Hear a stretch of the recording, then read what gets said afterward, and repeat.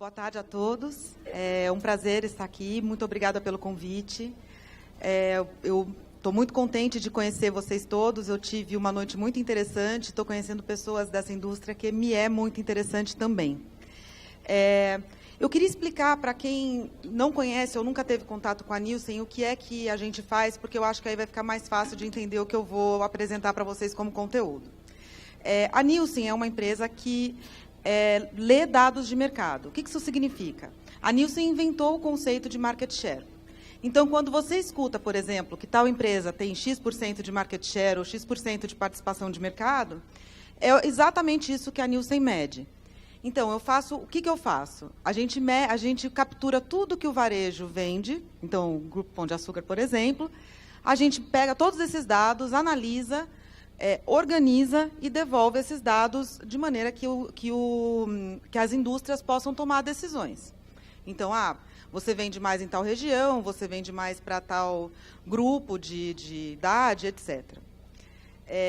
E aí, um outro jeito que a gente faz os dados é ir na casa do consumidor e ver tudo que ele tem no armário, né? Então, a gente vai lá e mede o que aquele consumidor consome, quem que é aquela família, quantos filhos tem, que idade tem aquela família e tudo mais. Então, é isso que a gente faz e é isso que eu vim mostrar aqui para vocês, ok? Então, a minha agenda aqui primeiro, eu vou falar um pouquinho das macro tendências de mercado, como é que está o nosso cenário brasileiro, o nosso cenário desafiador e esperançoso do futuro. Depois disso, um pouquinho das tendências de mercado de consumo, vamos dizer assim. A gente vai passar um pouco pelo mercado de peixe, mas eu tenho um foco grande aqui nos enlatados. E o que vem por aí? Quais são as tendências de futuro para o mercado de peixes, de pescados? Ops. Bom, o que eu vou mostrar aqui para vocês? Vai ter bastante número, bastante dado, mas calma que a gente vai mostrar como que isso se traduz, tá bom? Então, aqui a gente tem uma linha do tempo, nos últimos quase 10 anos, de 2009 a 2018, como que a gente evoluiu o PIB brasileiro, que é essa linha branca, os volumes que a gente mede na Nielsen, ou seja, tudo que o consumidor comprou nos supermercados, que é essa linha azul, e essa linha roxinha é a indústria de alimentos. E a gente vai vendo aqui a evolução dessas indústrias versus o PIB brasileiro. Então, o que a gente vê? Existe um movimento ali em 2010 e 2011 que a gente chama de trade-up. O consumidor começou a acessar crédito, ele começou a consumir categorias melhores, coisas que ele não consumia. A gente ouvia frases muito politizadas, né? Então, agora o consumidor de baixa renda passou a consumir iogurte, né? Hoje não consome mais, mas naquela época começou a consumir. E começou a acessar, por exemplo, eletrônicos, o boom de smartphones e coisas desse tipo. Beleza, chegamos em 2013, 2014, consumidor muito endividado, pré-crise, o consumidor começa a optar por o que a gente chama de smart choices.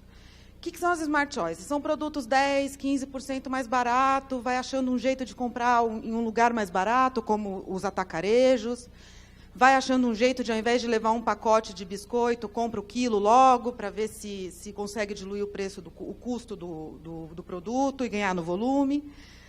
Beleza, 2015 explode a crise, a gente é o fundo, né, o que a gente chamou do fundo do poço, e a gente tem queda realmente de consumo. A gente não tinha visto queda de sexta Nielsen em volume negativo nunca antes na história dos dados que a gente lia. Essa crise é a primeira vez que a gente tem decréscimo de consumo, porque o decréscimo ele tem que cair além do crescimento populacional, né? Então, ele vai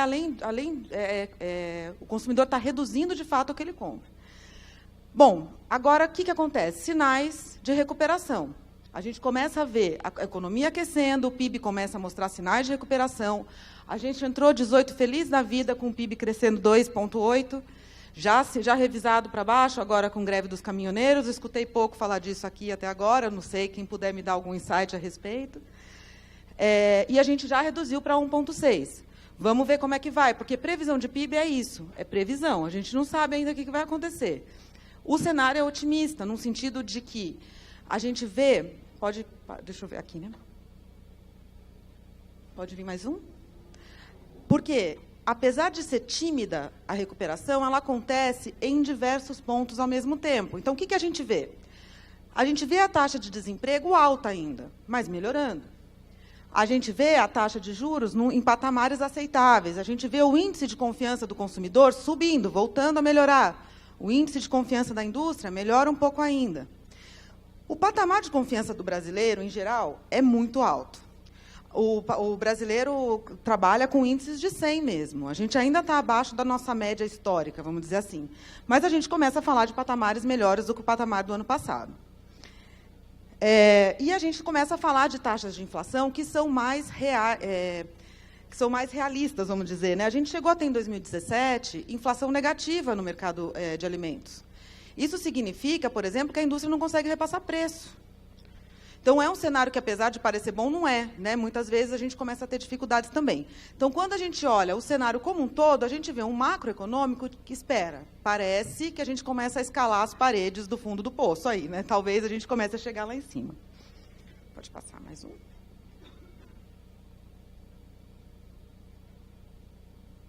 Aqui. Acho que não está funcionando. Foi. Só apertar isso, certo? Pode ser. Bom, a indústria de alimentos, então, começa a apresentar recuperação. Opa! Volta um para mim. Começa a apresentar alguma recuperação.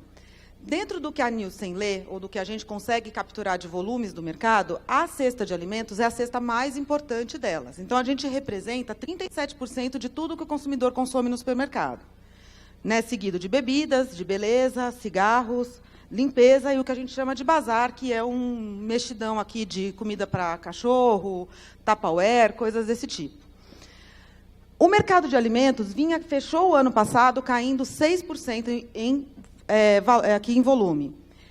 E a gente já começa esse ano a gente já começa a apresentar uma estabilidade. Então, a gente, pelo menos, parou de cair. As outras cestas ainda apresentam queda, especialmente a cesta de bebidas, que parece ser a cesta que mais sofreu, especialmente em não alcoólicos. Então, o consumidor pôde deixar de comprar suco, pôde deixar de comprar refrigerante. A crise ela foi muito intensa. Intensa no sentido de que o consumidor piorou muito a relação de ganho versus gasto. Então, assim, por exemplo, fala, poxa vida, a cesta de beleza é uma cesta muito resiliente, ela demorou para cair. E ela ainda é uma cesta que é destino do que a gente chama de trade-down. Então, o consumidor, por exemplo, cortou cabeleireiro e passou a consumir produtos de beleza. A gente tem entrevistas com o consumidor em que a gente pergunta para a consumidora o que você fez para conseguir passar pela crise. Ela fala, eu deixei de ser loira. Então, assim, ela cortou... É um golpe na autoestima do brasileiro em diversos sentidos. É não poder dar bolacha recheada para o filho. São coisas desse tipo que aconteceram. Ele cortou muito no osso, né? E agora a gente começa a apresentar sinais de recuperação. Essa crise, por essência... Mais uma. Essa crise, por essência... Pode passar logo tudo. Ela modifica também o varejo, né? Então, a gente vê que, por exemplo, nos anos 80, a gente tinha um cenário de hiperinflação, né? Então, a gente tinha um consumidor que recebia o salário no fim do mês e era como um bloco de gelo que ele saía correndo e tinha que gastar rápido, porque senão virava água e ele não tinha mais nada na mão. Então, o que acontece ali? Estocagem. O consumidor ia para o hipermercado, enchia o carrinho, guardava e pronto. Quando vem o Plano Real e a gente começa a ter um pouquinho mais de estabilidade, começa a ter o varejo tradicional, ou seja, as lojinhas de bairro começam a se popularizar. Eu passo ali, compro só o que eu preciso e acabou. E aí vem o desenvolvimento econômico, né? Falávamos ontem de sortimento, né? Do que o consumidor pode escolher, de importação. O consumidor começa a ter uma variedade grande na loja de coisas, né?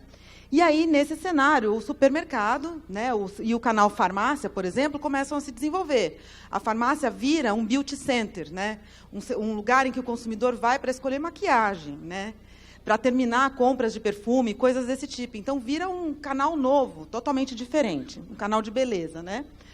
Pronto, e vem a crise. E o que acontece? Um canal chamado atacarejo, ou como a gente chama aqui de cash and carry, surge no meio do caminho. Eu não sei se vocês estão familiarizados muito com esse canal, não sei se todo mundo conhece, mas é um canal hoje que o consumidor vai mais do que ele vai ao hipermercado. Ele vai mais ao atacarejo do que ele vai ao hipermercado.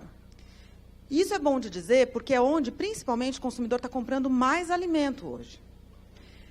Então, a pergunta é, nesse caso, por exemplo, eu estaria me perguntando, se eu fosse uma indústria de peixes, por exemplo, cadê o meu pack de 4 quilos?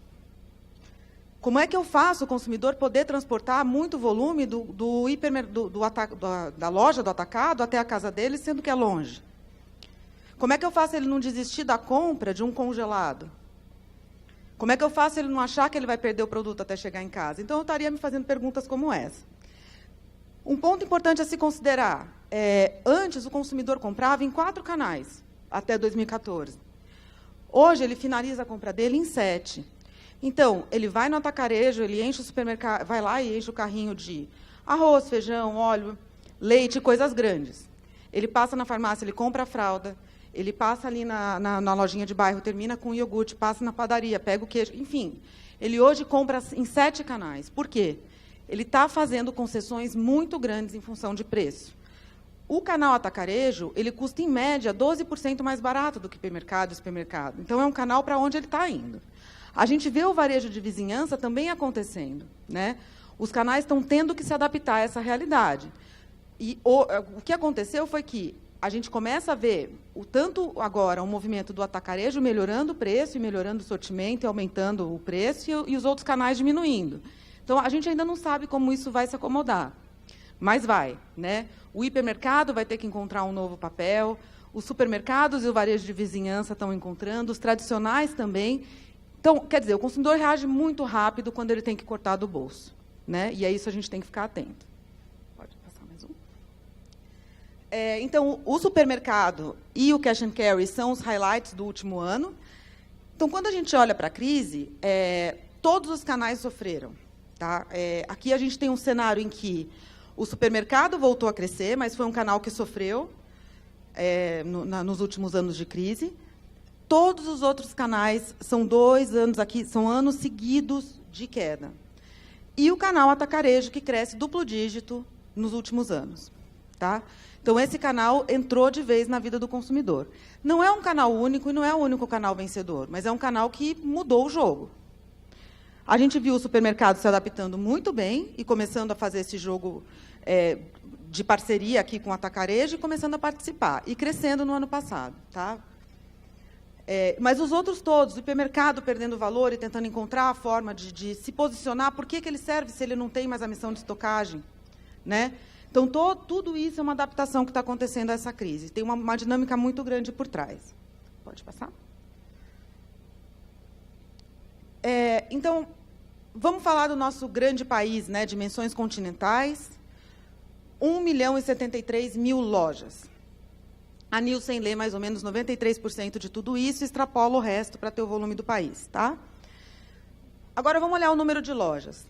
47% dessas lojas é bar. 37%, bar quando tudo que a gente chama de bar é tudo aquilo que serve dose, tá? Chama bar. O que a gente chama de traditional trade ou o down the trade são os canais pequenininhos, as lojinhas de bairro. E aí a gente tem o que a gente chama de varejo moderno, tá? Que são supermercados, hipermercados e lojas de vizinhança um pouco maiores, que tem check-out, tem caixa.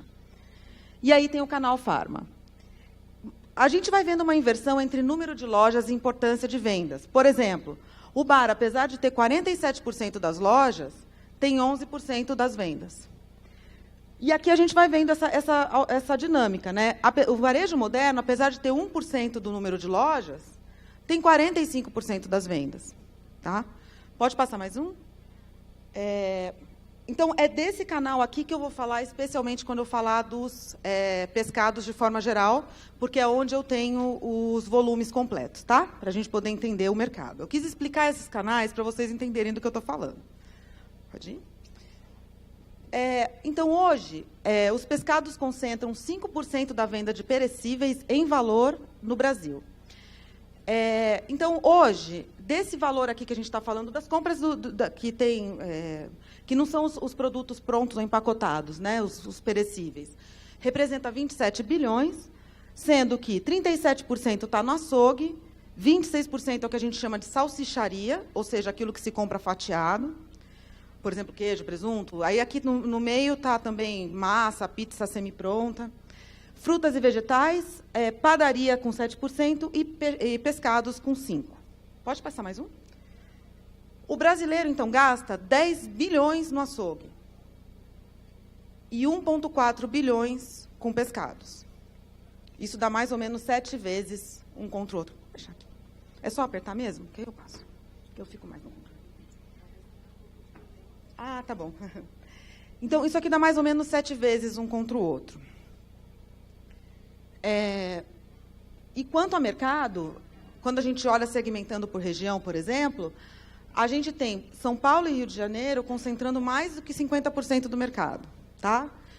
Sendo que o Nordeste segue na sequência, depois Leste, que é o que a gente chama de Minas Gerais e Espírito Santo, a gente chama de área Leste, e aí os outros estados. Eu tentei estabelecer alguma correlação de renda aqui, quem sabe vocês também podem me dar algum tipo de input, mas não parece ser o caso, porque, apesar da renda ser mais concentrada no Sudeste, o Nordeste tem muita importância. Também não parece ser uma correlação só de hábito ou de estar próximo do litoral. Então, aqui tem que se construir exatamente o que acontece na dinâmica de cada um deles. E a gente vai falar um pouco já já de atum e sardinha, e é interessante também observar que, assim como o atum é muito diferente da sardinha, acho que os peixes entre si podem ser muito diferentes também. E acho que vale analisar. Aqui também, quando eu falei um pouco de missão de compra, e se o consumidor não tem medo, por exemplo, de levar um produto tão perecível entre o ponto de venda e a sua residência, aqui a gente vê uma concentração grande de 58% das compras sendo feitas nas missões de recompra ou de reposição, e 42% do volume sendo feito no hipermercado, que é onde ele faz a estocagem. Ou seja, pode ser que aqui a gente também tenha um componente de que o consumidor prefere comprar no supermercado e na vizinhança, ou em lojas menores, que são mais próximas de casa. A gente também, eu tenho esse dado de outros países, então a gente fez um comparativo do canal moderno também. Tá? Aqui a gente não está falando nada de peixaria ou feira livre. Tá? Então, comparando os Estados Unidos, por exemplo, com a América Central, Espanha, a gente procurou lugares diferentes do mundo para a gente poder tentar entender. Tá? Enquanto nos Estados Unidos você tem 22 tipos de peixes disponíveis no mercado, na América Central você tem 2, na Espanha você tem 8 e no Brasil você tem 6.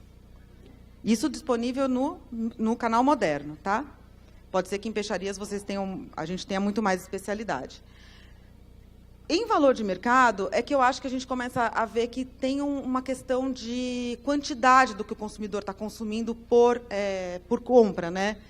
As vendas anuais dos Estados Unidos são muito altas, 2 bilhões. Na América Central, 350 milhões. Na Espanha, 853 milhões, e no Brasil, 470. Comparando o Brasil e a América Central em tamanho de território, em número de pessoas, parece ser muito próximo, né, o tamanho do mercado, pela discrepância de tamanho. Né? A mesma coisa versus a Espanha.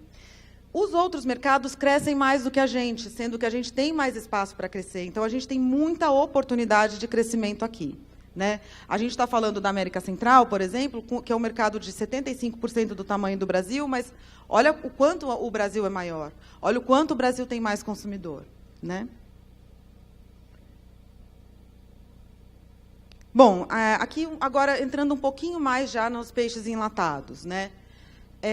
A gente fez uma análise comparando o quanto o brasileiro trabalha, baseado no salário mínimo, versus outras nacionalidades ou pessoas mais sortudas do que nós, para comprar uma lata de atum ou de sardinha, por exemplo. Então, porque tem lugares que o salário mínimo é bem maior. Né? No Brasil, você trabalha para comprar uma lata de atum por 65 minutos. Enquanto na Espanha, você trabalha por 21 minutos. Nos Estados Unidos, 13. Na América Central, que é onde se aproxima a gente, 53 minutos. Para comprar uma lata de sardinha, o brasileiro trabalha 25 minutos. Na Espanha, trabalha por 10 minutos. Nos Estados Unidos, por 13. Na América Central, por 32. A gente tentou fazer um estudo parecido para frango, por exemplo. Sabe quantas vezes o brasileiro trabalha mais para comprar atum do que ele trabalha para comprar frango? 5. Ele trabalha 5 vezes mais para comprar atum do que ele trabalha para comprar frango. ele trabalha 7 vezes mais para comprar linguiça, para comprar atum, do que ele trabalha para comprar linguiça. Então, quer dizer... Oi? Achei que alguém estava fazendo uma pergunta. Então, de fato, na percepção do consumidor, o atum é uma proteína muito mais cara. Né? Então, na hora que ele tem que fazer o dinheiro render, ou ele taca isso no macarrão, ou vai ficar difícil. A importância aqui do tipo de peixe que a gente tem, quando a gente olha o Brasil, a gente tem uma discrepância grande de sardinhas versus atum, que sugere que, de fato, o preço pode fazer uma certa diferença para que esse mercado tenha crescimento. A gente não tem outros tipos de peixe, como tem em outros lugares, né? Entendo que tem salmão e alguns outros tipos especiais em outros países. Então, de uma maneira bem simples, pescados são caros no país. E agora tem uma coisa que eu achei muito interessante. Aqui eu tenho alguns dados que eu acho que pode ser um caminho ou pelo menos um começo para um crescimento do setor, assim, bastante agressivo, porque eu acho que tem muito espaço e um começo interessante aqui, que 3 de cada 4 brasileiros compram peixe enlatado. Ou seja, dos 36 milhões de domicílios do Brasil, 74% tem pelo menos uma lata de peixe em casa por ano. A gente está falando aqui de um mercado que é de 1,8 bilhões de reais, que movimenta 72 toneladas por ano e que está presente em 416 mil lojas. Isso é muita presença. Baseado no fato de que a gente tem aqueles 1 milhão lá de lojas, mas 40% é bar, essa categoria está muito presente. Eu dei uma olhada e ela é a 10ª categoria com maior presença nos domicílios de toda a indústria de alimentos. Você quer ver quem está antes? Eu anotei aqui, eu deixei um papelzinho. Porque eu peguei aqui para ver. Em primeiro lugar, a gente tem a categoria mais consumida, ou a categoria mais importante da indústria de alimentos, que é ninguém menos que biscoitos. Depois, leite, achocolatados, conservas, maionese, molho de tomate, café, lácteos e peixes. Então, ela é uma categoria que só perde para categorias muito relevantes para o consumidor. Ela já está na pauta, já está na casa dele. Né? É uma questão de incremento, é uma questão de sugerir novas formas de uso. A Quaresma concentra 40% da venda dos peixes enlatados. A frequência de compra é de 4 vezes por ano, e ele compra 275 gramas por compra, que pode ser o que a gente chama de trigger, né? Que é onde tem que mexer para poder levantar a categoria. E ele gasta R$ 26 por ano com essa categoria. Né? O atum e a sardinha, e aqui que eu acho que pode ser trazer algum insight para vocês pensarem nos outros tipos de peixe também, se existe alguma diferença entre eles. Eu não sei exatamente se tem diferença entre o salmão e a truta, se os consumidores são diferentes, mas pode ser uma abertura de conversa aqui. Mas só 18% dos brasileiros consomem tanto atum quanto sardinha. Não é interessante? Porque, a princípio, parece que os dois são peixes enlatados, mas é estranho, porque eles não querem consumir os dois. E aí a gente foi ver que tipo de casa tem cada um deles. Então, o domicílio que tem a sardinha são domicílios com mais de 5 pessoas, de renda mais baixa, shoppers mais jovens e que são direcionados por preço e promoção. Já o atum está em domicílios com menos pessoas, até 2, por exemplo, direcionados para a classe AB, pessoas de maior idade, 56 anos mais, então, comparativamente, e são mais direcionados para lançamentos e inovações. Então, são shoppers ou consumidores completamente diferentes.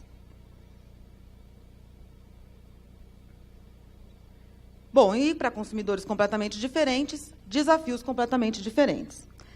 A sardinha representa 65% das vendas do peixe enlatado, as vendas anuais de 1,2 bilhões, 52 toneladas, está presente em 415 mil lojas e está presente em 34 milhões de domicílios. Então, vamos comparar o que o consumidor faz quando ele vai no supermercado. Quando ele vai no supermercado, ele compra mais ou menos 7,4 itens por ocasião. Com o preço, ele gasta R$ 22,00, mais ou menos, por compra, e vai 56 vezes por ano ao supermercado. Ou seja, ele vai mais ou menos uma vez por semana, um pouquinho mais, né, e consome mais ou menos R$ 22,00 por vez. Quando ele compra sardinha, o volume que ele compra por domicílio é quase 1 quilo por ano, 977 gramas. O volume por ocasião, 260 gramas. E a frequência de compra, 4 vezes, 3,7, né, quase 4 vezes por ano. Então, a gente fez uma simulação. Por exemplo, se a sardinha alcançasse a mesma frequência de compra de vegetais enlatados, só a frequência, mudando só o número de vezes que compra, ela já aumentaria em 470 mil reais as vendas, considerando a mesma média de vendas por loja. Então, significa que, por exemplo, os vegetais enlatados vendem 2 quilos por ano, com um volume por ocasião de 400. Né? E a frequência de compra é de 6. Então, se eu simplesmente alterasse a frequência de compra de 4 para 6, a gente já teria um incremento de quase R$500 mil. Okay? São sugestões, tá? Pensamentos. Quem sabe alguém tem alguma ideia. Já o cenário do atum é outro. Aqui a gente tem um mercado de R$625 milhões, com vendas anuais de 20 mil tons. A presença do atum é muito menor, está em 170 mil lojas. E a presença também, 11 milhões de brasileiros, né, de domicílios brasileiros. No ano passado, 244 mil lojas tinham sardinha, mas não tinham atum. Ok? E, no ano passado, 162 mil lojas tinham carne, mas não tinham atum. Ok? Então, se o atum atingisse o mesmo número de lojas que a sardinha, o incremento seria de quase R$1 milhão de vendas. Então, se simplesmente a gente conseguisse positivar um tipo de peixe onde tem o outro, ok? Se carregasse junto. Então, o brasileiro compra, em média, 11% mais atum do que sardinha por compra. Tá?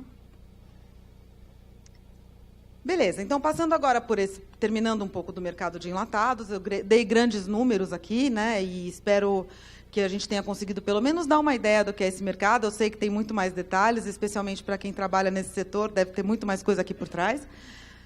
Mas falando um pouquinho de como o brasileiro tem mudado os seus hábitos de compra. A gente apurou que 54% dos brasileiros, hoje, estão evitando consumir gordura saturada ou gordura trans. Então, é engraçado porque a gente vê que aqui eu tenho 4 grandes tendências. Todas elas são oportunidade para pescados. 22% evitam consumir carboidratos. Né? 18% evitam consumir glúten, claro que pescados não têm, e 55% evita consumir sódio. Tudo isso, então, é uma tendência que quer dizer o quê? São tendências que querem dizer o quê? Querem dizer que o consumidor tem uma propensão a consumir o tipo de produto que você oferece. O brasileiro, claro, acredito que o consumidor de qualquer país gostaria de ser mais saudável, então já adotaram uma dieta de baixa, com tentativa, né, de baixa gordura ou de baixo carboidrato, e ele diz algumas coisas aqui para a gente. Eu gostaria de ser completamente natural, eu gostaria de não ter gordura, e um ponto aqui que ontem a gente já ouviu aqui na abertura, né, ele gostaria de pacotes com porções individuais, não com pedaços.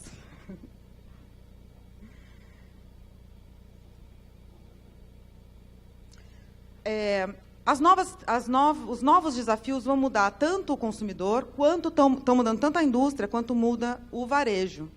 Né? A gente vê um consumidor que quer envelhecer com qualidade, a gente já não vê mais, quando a gente retrata uma pessoa de mais idade, a gente já não retrata mais da mesma forma. Né? A gente já não é a mesma ideia de envelhecimento que a gente tinha antes.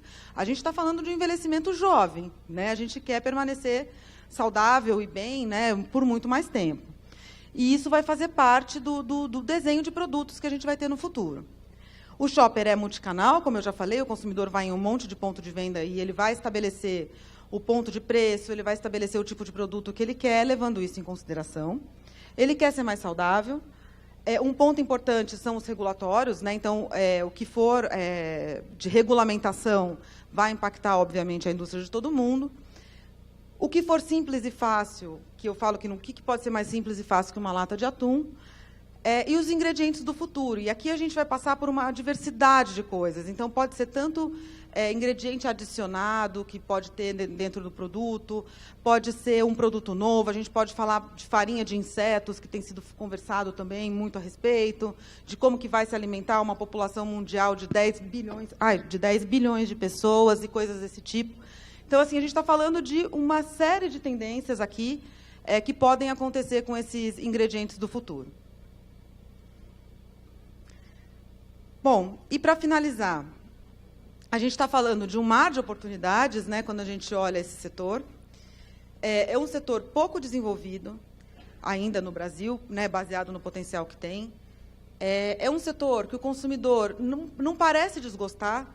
Então, não é um setor, por exemplo, como se você pegar leite de soja, por exemplo, que o consumidor desagradou dessa categoria, né? Ele não queria consumir.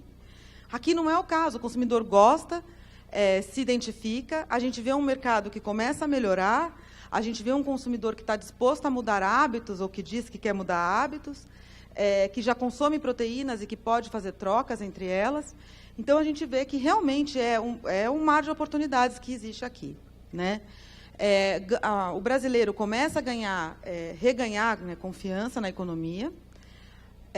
O consumo de pescados tem muito espaço para crescer versus o consumo de outros países. Então, a gente diz aqui, né, para encorajar a experimentação, mostrar a conveniência, que pode ser um jeito de educar os consumidores. Quando a gente fala dos peixes enlatados, o consumidor de sardinha mais atraído para preço e o de atum mais atraído para inovação. E os brasileiros estão procurando por dietas mais saudáveis, né? Então, quem conseguir prover um guia de alimentação mais saudável, ou educar o consumidor, compartilhar diferentes receitas, reforçar como que aquele produto pode entrar na dieta dele no dia a dia, porque o que é chave aqui é aumentar a quantidade, porque ele está disposto ao produto, né? Ocasiões de consumo, quantidade por uso, quantidade por compra. De fato, a gente tem um canal grande aqui entrando, que é o atacarejo, que pode ser chave também. Então, grandes embalagens, grandes packs em conjunto, mais de uma unidade, coisas desse tipo. Tá bom? E acho que é isso que eu tenho para falar para vocês. Obrigada. Boa tarde, pessoal. Tudo bem? Antes de mais nada, muito obrigado ao Tiago, né, pelo simpático convite, ao Cristiano, as meninas deles que foram super gentis, com a minha secretária organizada de forma perfeita, tudo até então. Muito obrigado.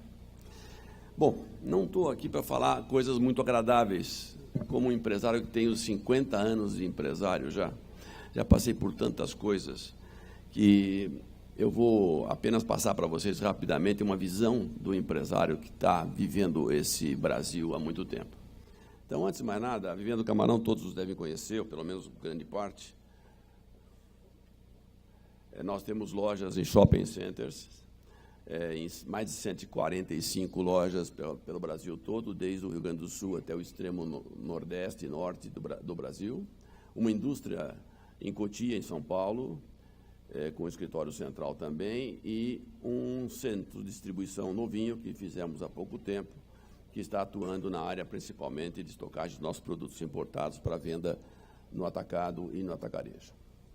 Então, basicamente, estamos presentes no Brasil inteiro, como falamos agora, e essa é a nossa missão e a nossa visão. Eu vou ser bastante rápido, porque a parte mais importante, realmente, que nós temos a conversar com vocês, não é tanto sobre a vivenda, mas sobre o ambiente de negócios que nós temos no Brasil hoje. Então, esses são alguns pratos nossos e, basicamente, essas também são vendidas em supermercado. O Pão de Açúcar está aqui, é um dos nossos clientes também. Diversos produtos importados. Muito bem.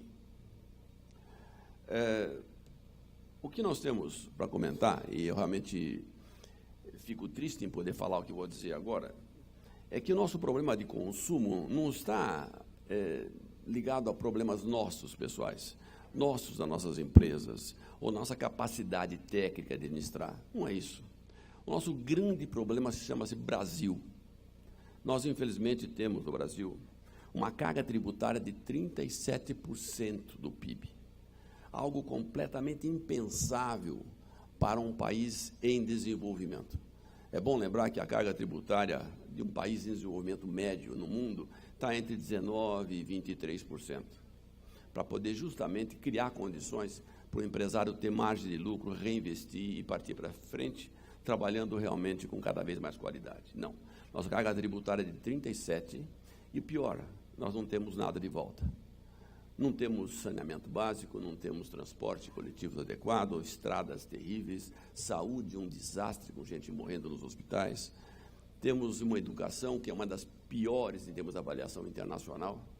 Está entre os últimos colocados, incrível que possa parecer. Estamos atrás de muitos países africanos, bem atrás.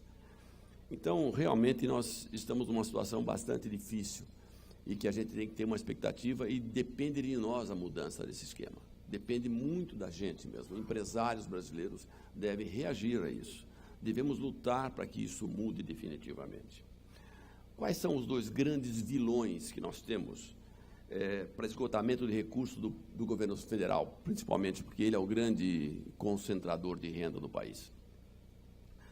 Nós temos, um deles, o problema dos juros. Os juros que pagamos hoje, que o Brasil paga hoje para rolar sua dívida, é alguma coisa mais do que 50% de tudo que se arrecada. Mas por que os juros tão altos? Por que nós estamos pagando tanto de juros? Lembre-se quando o Fernando Henrique Cardoso fez o Plano Real, foi muito bem feito, aliás, foi ótimo, e estancou a inflação. Naquela época que ele estancou a inflação, o Brasil tinha 250 bilhões de dívida interna. Hoje, 16 vezes mais, estamos perto de 4 trilhões. É muito dinheiro. É dinheiro que realmente não tem sentido pagar juros sobre todo esse valor. Mas por que isso? A economia tem dois pés básicos, duas estruturas básicas para levantar e deixar a economia equilibrada. Uma ele mexeu, controle da inflação, mexeu muito bem, com técnicos excepcionais. O segundo pilar, a segunda grande estaca a manter isso de pé, foi esquecida, que são os gastos públicos. Gastos públicos ficaram abertos. O que aconteceu foi que, justamente nesse segmento, aparece lentamente o problema. É um câncer que se desenvolve devagar. Até quando ele aparece como um monstro que não tem solução.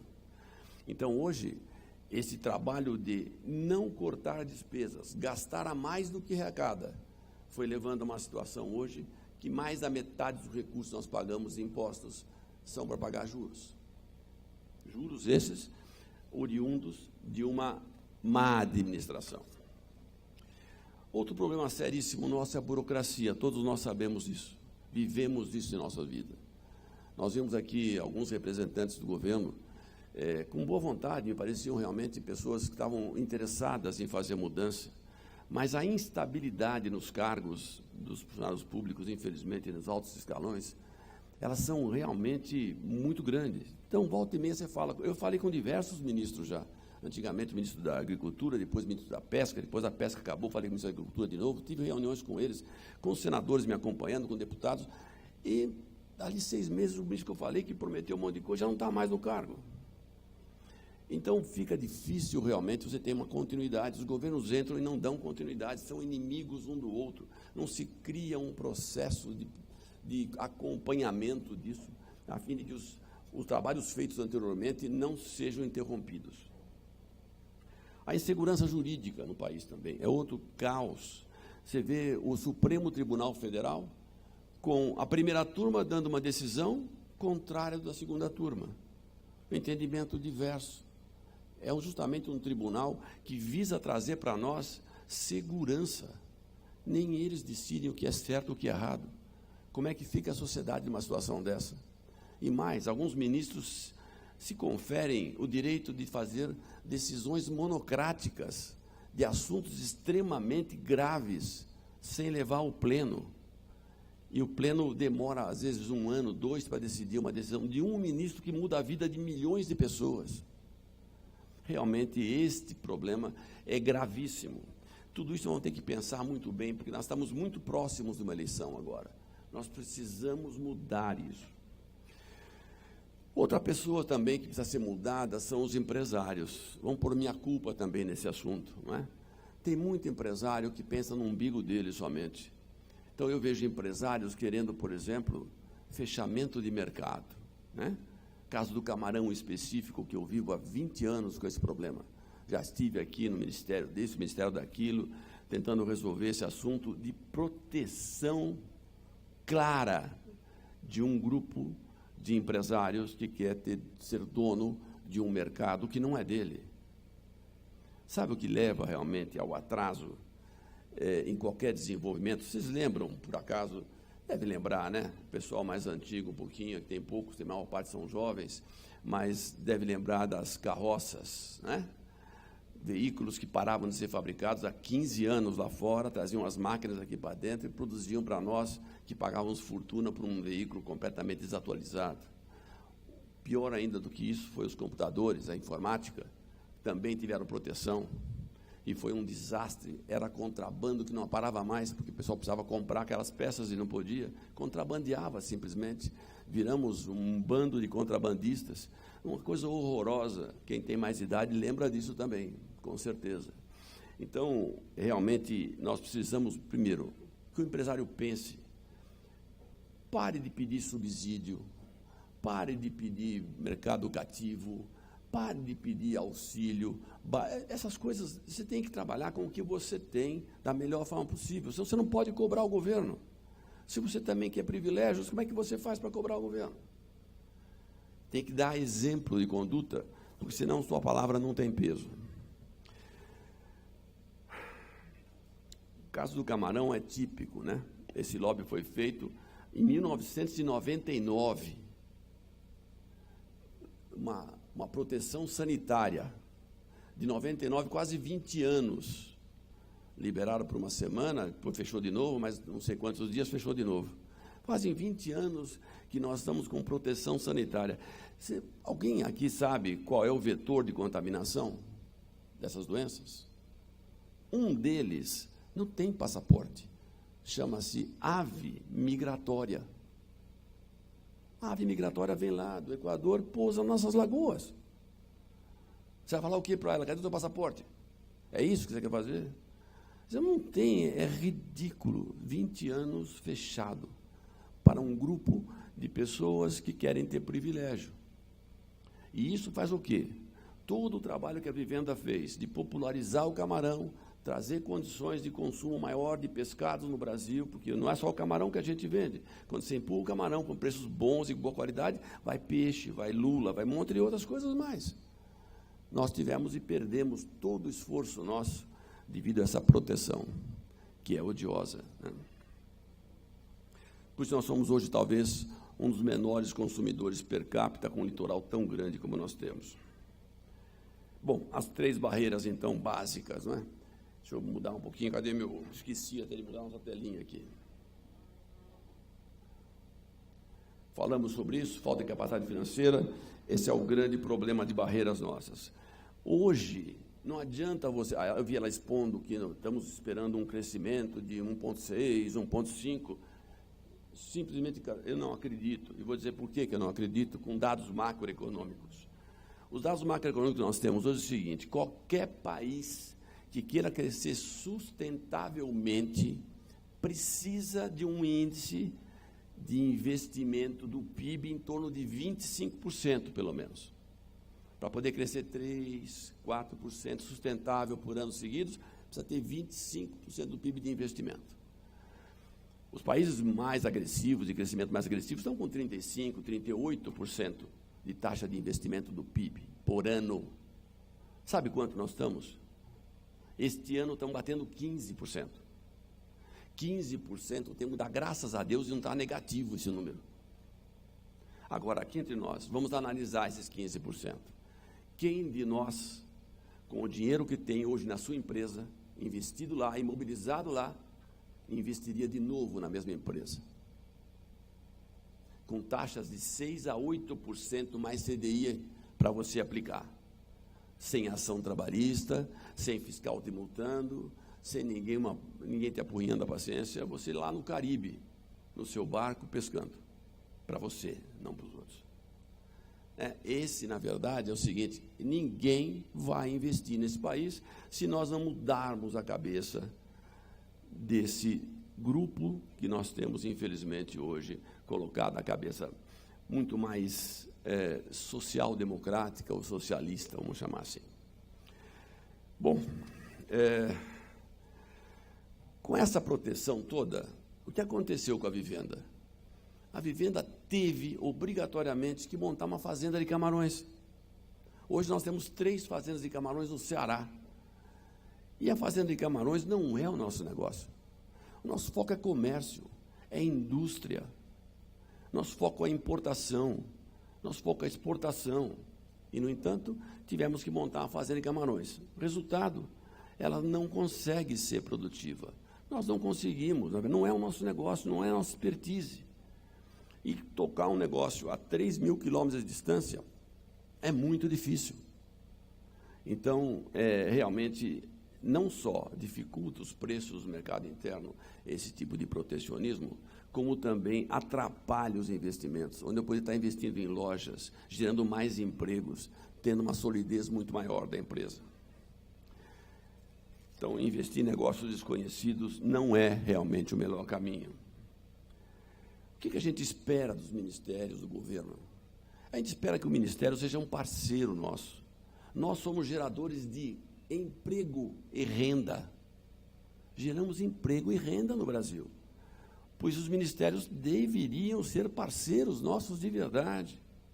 Parceiros aonde a gente pudesse confiar e pudesse orientar-nos. Olha, você está errado nisso, vamos fazer aquilo, eu encontrei algo falho aqui, vamos fazer aquilo outro. Não, eu vou dar um exemplo para vocês do que aconteceu com a nossa fazenda em Camarões. Penalizado em ver aqueles funcionários nossos, no meio daquele sol escaldante do interior do Ceará. Sim, porque nossa fazenda fica no interior do Ceará, era feita com água doce. Fazemos camarão de água salgada em água doce, que é mais complicado ainda. Então, vimos aquelas pessoas assim, toda enrolada de panos, aquele chapéu enorme, aquele calor escaldante, com as garrafinhas deles penduradas na cintura ou na mão, tomando sua água. Falei, aquela água deve estar quente. Vamos fazer o seguinte, vamos comprar uma máquina e instalar uma máquina no campo, para eles lá no centro, para cada fazenda, para que eles tomem água geladinha. Então, fizemos isso, levamos energia elétrica até o meio do campo, colocamos a máquina lá de inox, bonitinha, água potável, a cidade não tem água potável, só de poço, água potável, colocamos lá bonitinho para eles. Ficaram felizes, mas vieram pedir para a gente, olha, dá para você cobrir com uma lona a máquina? Porque aquece muito o inox, a gente põe a mão, queima a mão. Então, não é legal, e também podemos melhorar a capacidade de refrigeração da máquina. Falei, tá bom, mandamos colocar uma lona em cima. No dia seguinte, foi uma fiscal do trabalho. Foi lá uma fiscal do trabalho e encontrou uma canequinha em cima da máquina. Foi a primeira multa, porque disse que aquela canequinha, provavelmente, todo mundo tomava água naquela canequinha. Ninguém tomava naquela canequinha. Alguém esqueceu aquela canequinha ali, tocou uma multa. A segunda multa foi porque estava coberta com uma lona, que aquilo não era higiênico. E a terceira multa, porque tinha acabado de chover naquele dia, e tinha pingado em volta da lona, e fez uma pequena erosão, juntou um pouquinho de água. Ela disse que aquilo também podia juntar girino ali, outra multa. Então, são umas coisas assim que você fala, meu Deus, será que não perceberam que se o empresário não gerar impostos, todo mundo vai ser prejudicado? E colocou 13 multas para nós. Aliás, um número bem significativo, né? 13 multas. Então, são coisas que realmente a gente fica impactado e, às vezes, desanima um pouquinho disso. Bom, eu tenho até um caso muito interessante, muito até engraçado. Nós também tínhamos um problema lá no escritório central. Nós tínhamos 2 ganchos para pendurar o extintor de incêndio. Quando na portaria vinha um bombeiro fazer a fiscalização, a gente mudava de posição. Se era a prefeitura, era outra, porque a altura é diferente da multa. E eles não querem saber, o que interessa é o deles. Eu sou bombeiro, a altura tem que ser essa. Eu sou em prefeitura, a altura tem que ser essa, se não for eu multo. Cansei de tomar multa de bombeiro e de prefeitura. É isso que eu digo a vocês, nós somos muito passivos.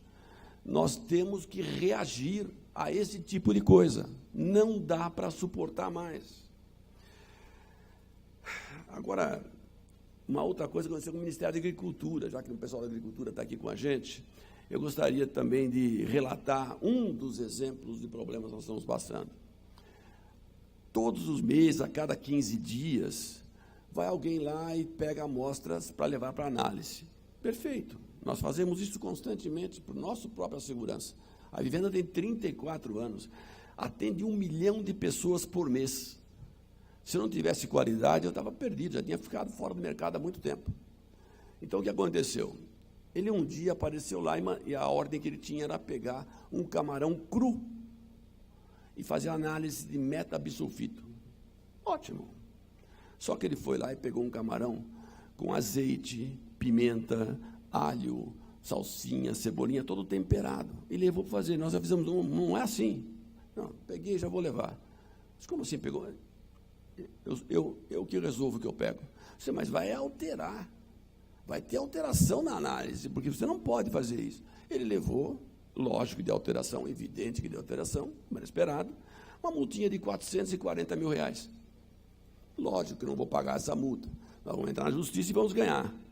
Mas é mais uma punhação, é advogado, é emolumento, é chateação. São coisas inadmissíveis. Nós estamos no século XXI, parece que nós estamos na época dos bárbaros. É realmente lamentável. Bom, barreira sanitária. Não é só o Brasil que tem barreira sanitária. Deixa eu lembrar também, nós tivemos um amigo expositor aqui de Portugal. Deixa eu lembrar um assunto importante. Fizemos um trabalho grande, tínhamos, né, até então, a autorização da Comunidade Europeia e do FDA americano. Então, fizemos todo um trabalho para entrar na Europa. Nossa ideia era montar 5 lojas em Portugal, inicialmente, partir para todo o resto da Europa e chegar a 150 lojas, mais ou menos, de 6 a 7 anos. Projeção, master franqueado, contratado, contrato assinado, Comunidade Europeia avisada, tudo certinho, tudo bonitinho. Aí, mandamos o primeiro container, sem problema. Quando mandamos o segundo, parou na alfândega, porque o leite, eles queriam que não fosse brasileiro, o nosso produto tinha leite dentro. E a nossa progressão seria muito boa, porque nós estaríamos fazendo o produto aqui, congelando, mandava containers congelados para lá, não usava mão de obra cara europeia, mas usava mão de obra para serviço, gerávamos quase 15 empregos por loja lá, mas gerávamos muitos empregos aqui também. O leite não podia, então importamos o leite português. Aí o queijo é que não podia, importamos o queijo italiano, até que pescado não podia. E aí nós fizemos o quê? Perdemos quase 5 milhões de euros em todo o investimento que fizemos, já com as 5 lojas funcionando em Portugal e uma série de contratos fechados em outros países. Então, esse tipo de protecionismo que o Brasil faz tem consequências também. Não vou dizer que seja uma retaliação, mas me cheira a retaliação. Me cheira a retaliação esse tipo de processo. Porque o país nosso, não sei se vocês sabem disso, já chegamos a 3% de trocas internacionais. O Brasil já participou com 3% do PIB mundial em trocas comerciais. Hoje nós estamos com menos de 1%. Nós regredimos. Então, isso acaba gerando consequências em toda a ordem, como essa que eu falei agora há pouco. Quando acontece no Brasil, eu nem vou me preocupar mais com o painel, que eu estou terminando aqui, não vou mais passar o painel para vocês, porque eu acho que a gente termina com mais facilidade no gogó mesmo, né? Não tem outro jeito. Quando se faz alguma coisa modernizante aqui, que a reforma trabalhista, por exemplo, que foi tímida, muito tímida, já tem um monte de gente se alvorando para dizer que aquilo está tirando direitos. Nós estamos cheios de direitos, né? Poucos deveres. Então, essa reforma trabalhista, na verdade, não parou a enorme indústria que nós temos hoje de reclamações. Amenizou os pedidos feitos, porque agora eles pagam se perderem. Então, tomam mais cuidado. Nós temos problemas seríssimos com funcionários públicos, que, infelizmente, alguns, não como Tem ótimos funcionários públicos e tem péssimos funcionários públicos. E por que a gente não tira esses péssimos? Chama-se estabilidade no emprego. A meritocracia tem que acontecer o quanto antes. Meritocracia é o único caminho. Você, na tua empresa, fica com alguém que não faz nada? Ou você pega aquele que realmente apareceu no trabalho, responsabilizou-se pelo que fez e você o leva para um cargo melhor? Não é assim que funciona? Nós temos que lembrar o seguinte: na história mundial, tem algumas coisas que nós, seres humanos, não percebemos, somos levados a fazer coisas sem perceber. Comunismo era uma palavra muito bonita há muitos anos atrás. Quando apareceu todo aquele assassinato em massa, muito maior do que Hitler matou, vindo dos países comunistas, só entre Mao Tse-tung, que era um monstro, o que aconteceu? O comunismo saiu meio de cartaz, entrou o socialismo. Quando a Muro de Berlim caiu e o Stalin apareceu como um grande assassino, também o nome socialismo não pegou bem. Aí veio depois um outro nome, que é um outro eufemismo para tudo isso. O nome é combater a desigualdade. Cuidado. A hora que você combate a desigualdade, você cria igualdade, é ou não? Certo ou não? A hora que você combate a desigualdade, você cria o quê? Igualdade. O que é igualdade? Comunismo, de novo. É só pensar um pouquinho.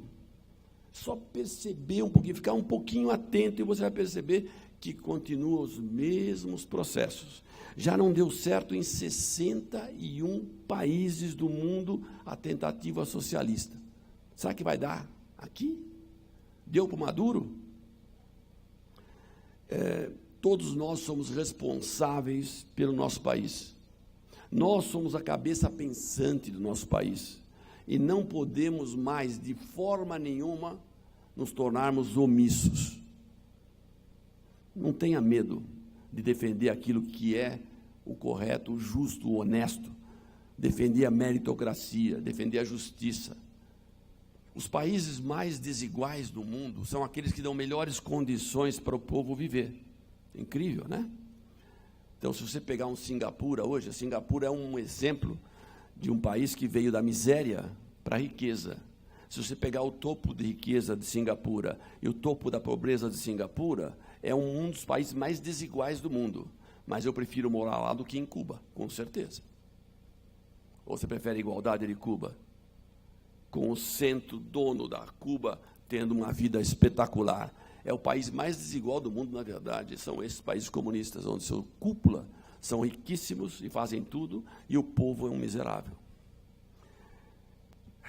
Bom, não sei se eu tenho tempo ainda ou terminei. Tem um tempo ainda? Pode ir. Mais 2 minutos, muito bom. Tá legal, estamos aprendendo muito.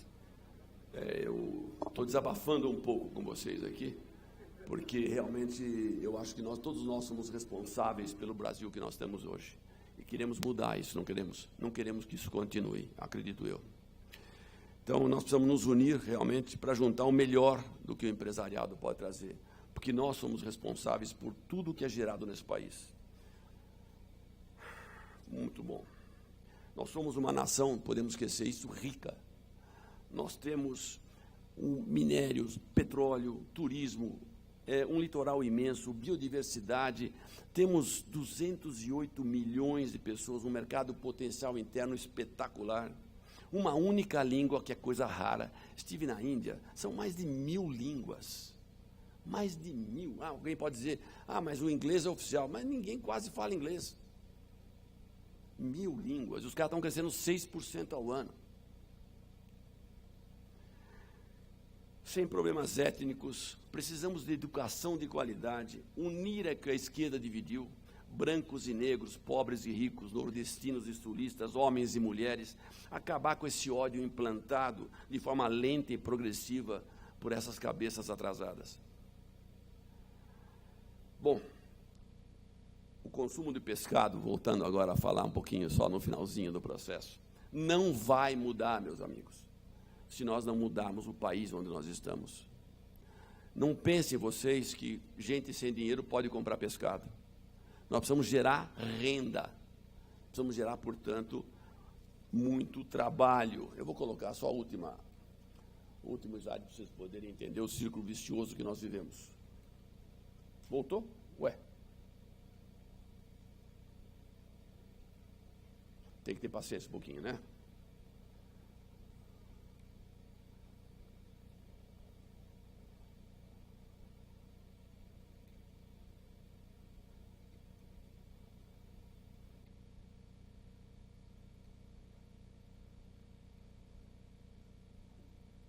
Muito bem.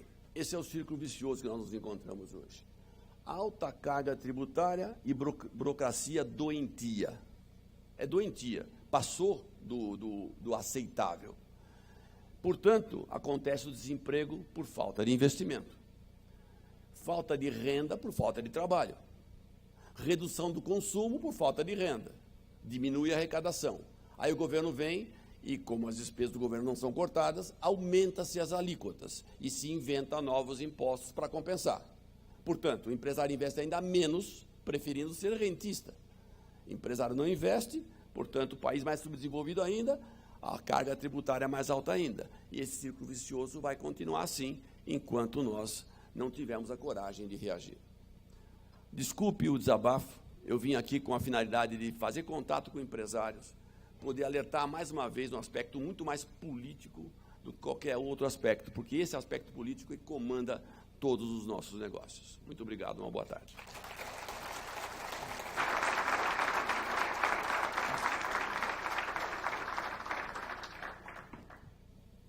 Boa tarde a todos. É muito prazer estar aqui. Muito obrigado pelo convite, a Bipesca, e parabéns pelo evento. Está realmente incrível. Acho que é um momento marcante aí para o setor. A gente que acompanha momentos já difíceis para o setor e ver um evento como esse sendo realizado aí pelos empresários é muito bom. Motiva ainda mais a gente dar continuidade à categoria, crescimento e se unir para que desenvolva de uma forma geral o grupo. Eu vou trazer um pouquinho para vocês sobre as informações que a gente tem lá dentro do Pão de Açúcar com relação ao consumo de pescado, um pouco da experiência que a gente vem fazendo para poder trazer aí um aumento de consumo de uma forma bem sucinta, algumas coisas que a gente tem trabalhado aí nesse sentido que tem aumentado aí o consumo. Trazer primeiro um pouco do contexto aqui do grupo, até para dar o tamanho da cadeia que a gente está falando, o que a gente traz aqui de tamanho de mercado mesmo dentro da empresa. O Grupo Pão de Açúcar, fundado em 1948, a gente tem hoje 2.062 pontos de venda, uma infraestrutura logística com 49 centros de distribuição e entrepostos. O grupo faz parte aí do Casino, que é um braço francês, com mais de 140 mil funcionários em todo o grupo. Já são 70 anos, a gente completa 70 anos agora, no próximo mês. Então, como o pessoal já disse, eu estou lá desde os 50, já fazem 20 anos que eu estou lá no grupo, e para mim é uma honra muito grande poder apresentar e trazer os últimos 15 voltados nessa área de pescado. Então, um grupo que conheço bastante aí os empresários, o pessoal que está aqui, e a gente troca bastante informação aí sobre isso. Aqui, trazendo um pouquinho mais, o grupo está presente em 22 estados, mais o Distrito Federal, são 140 mil colaboradores, um faturamento aí acima de 44 bilhões.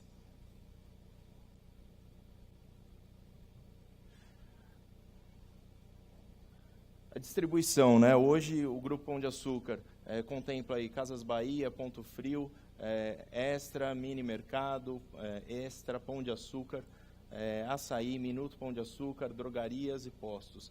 Dentro desses grupos, o que eu vou afunilar um pouco mais aqui no nosso conteúdo hoje é das lojas do Multivarejo, que é a empresa, são 3 empresas, o Multivarejo, Via Varejo e o Açaí.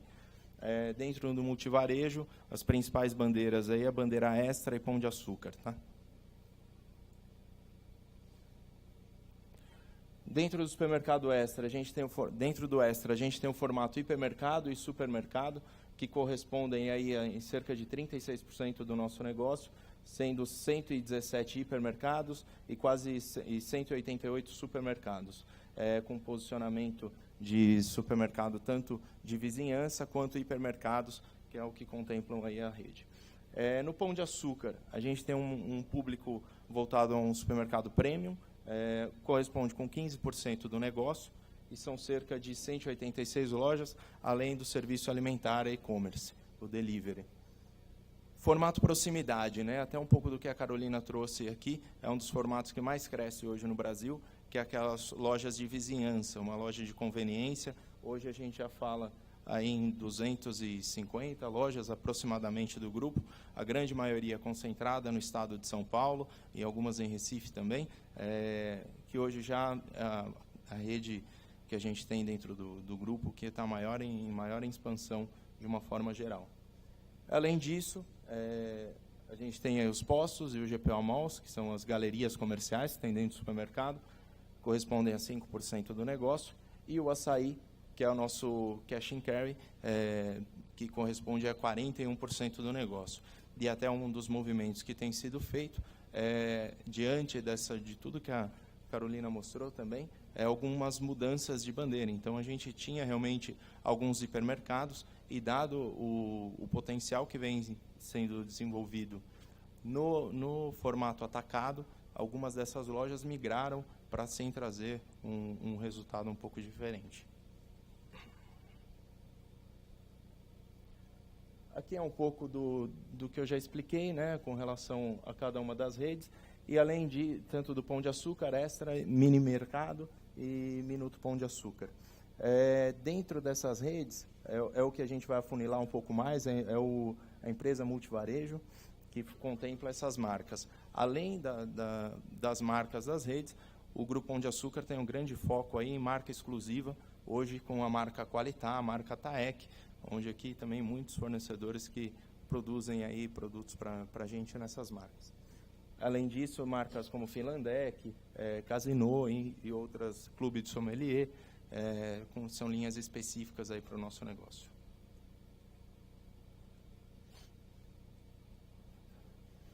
E aí, pelo poder de escolher o que quiser, onde estiver. E aí, já trazendo um pouco do cenário, aprofundando um pouco mais, após dar uma dimensão do grupo, trazer um pouco mais sobre o pescado no grupo, que eu acho que é o que interessa aqui a todos, é o que a gente vem fazendo e que vai conseguir traduzir um pouco os números para vocês, né? Hoje, pescado, quando a gente vai para uma linha de enlatados, tem um pouco mais de informação. Já na linha de fresco, congelado, a gente tem pouca informação de mercado. Então, hoje, só para dar uma dimensão para vocês, são 750 lojas que opera o grupo, tanto Extra quanto Pão de Açúcar. Dessas 750, todas elas a gente trabalha com pescado congelado. Dentro desse universo de 750, 230 com peixaria fresca, 80 lojas com peixaria móvel, que eu vou explicar logo mais para vocês o que é esse negócio, cerca de 90 lojas com sushi, que também está sob minha gestão, e é um negócio totalmente diferente do que mais para uma linha de restaurante mesmo. 2 centrais de pescado fresco, que movimentam um grande número aí de produtos. Eu estava comentando com alguns ontem. Nessa semana, só em uma das centrais, a gente movimentou cerca de 200 toneladas de pescado, entre a semana toda de pescado fresco, só na central de São Paulo. E um sólido crescimento de vendas da categoria nos últimos anos. A gente vem notando uma tendência aí, realmente de aumento de consumo do pescado ao longo dos anos. E para o supermercado, é extremamente importante ter o pescado como um diferencial. Por quê? Porque o pescado hoje no supermercado, ele traduz uma relação de confiança, porque se o produto está ali com frescor, com qualidade, significa que todo o restante do supermercado também possui qualidade, né? Porque manter a qualidade no pescado fresco não é um negócio tão simples. Então, tendo isso, é uma fidelização do cliente, uma diferenciação, especialmente no momento que a gente vê atacados e outras redes com crescimento amplo, você conseguir oferecer um pescado de qualidade, fresco, realmente é um diferencial.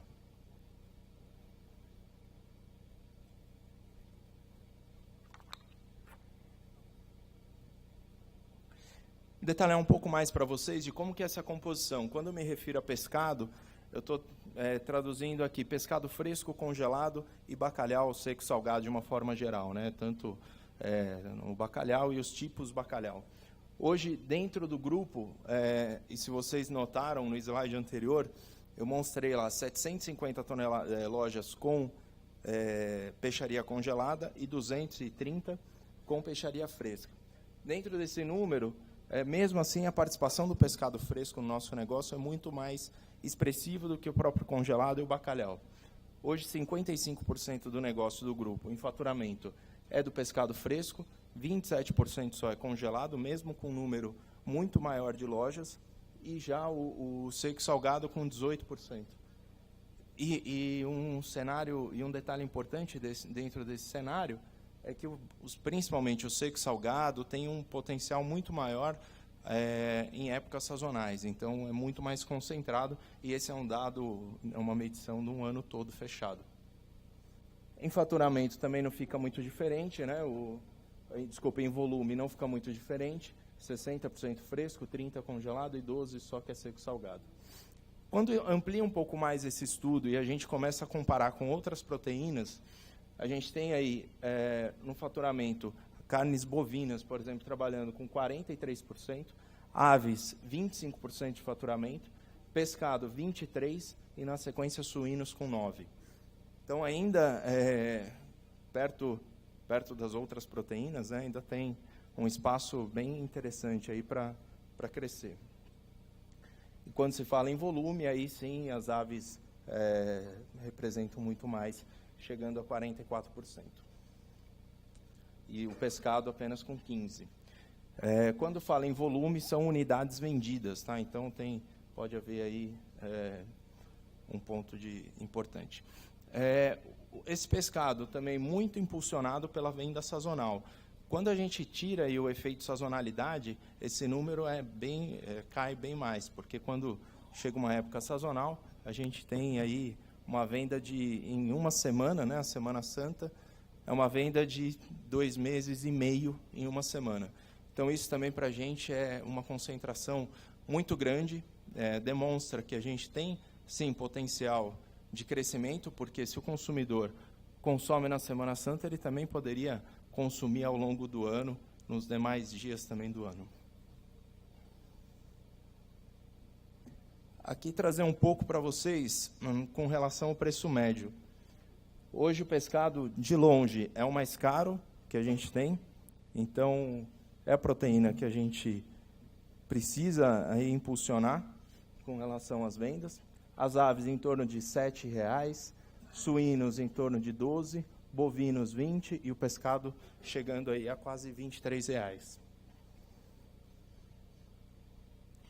E aí uma necessidade óbvia de produtos mais acessíveis para alavancar a categoria. Um dos pontos que a gente vem notando nos últimos anos com relação ao fator-chave aí de crescimento da categoria. O principal ponto, né, continuidade de abastecimento. Muitas vezes a gente começa um trabalho e isso, ao longo do período, o consumidor começa a habituar o consumidor com um determinado produto ou um determinado preço, mas, de uma forma geral, ao passar do tempo, a gente não consegue dar continuidade, não consegue continuar o trabalho e ele se perde. Irregularidade de preços. Isso também é um outro ponto. Muitas vezes a oscilação de preço é um fator-chave para o consumidor deixar de comprar. Então, se a gente começa a fazer um trabalho com uma espécie de pescado, ou um camarão, ou qualquer outro tipo, a gente, por algum problema, precisa reajustar preço, ou uma disruptura por uma falta de produto, esse consumidor realmente, para reconquistar, se torna muito mais difícil. Oportunidade para a aquicultura. O que a gente vem percebendo lá, necessidade e continuidade de outras espécies. Hoje, muito desse pescado consumido no grupo está focado em salmão e tilápia. Quando a gente pensa em oportunidade para outras espécies, pouquíssimas vezes a gente consegue dar continuidade. Como a gente já viu projetos como Bijupirá, que começamos a fazer um trabalho no grupo e logo tivemos que interromper, a hora que o consumidor começou a conhecer, tivemos que parar. O próprio Panga, aqui nacional, uma excelente qualidade, fresco, com baita potencial, e a gente também não conseguiu continuar. Muitas vezes, uma falta aí de espécies como pirarucu, como pintado, um baita potencial para desenvolver, para crescer, e a gente não consegue. Um mercado muito mais focado em tilápia e salmão. Então, a gente sente, sim, uma necessidade de explorar para o consumidor, de trazer para o consumidor outros sabores, outras espécies, para poder, sim, aumentar o crescimento da categoria. Além disso, né, é uma categoria para o supermercado com índice de quebra muito grande, então é uma dificuldade de manter isso na operação do supermercado.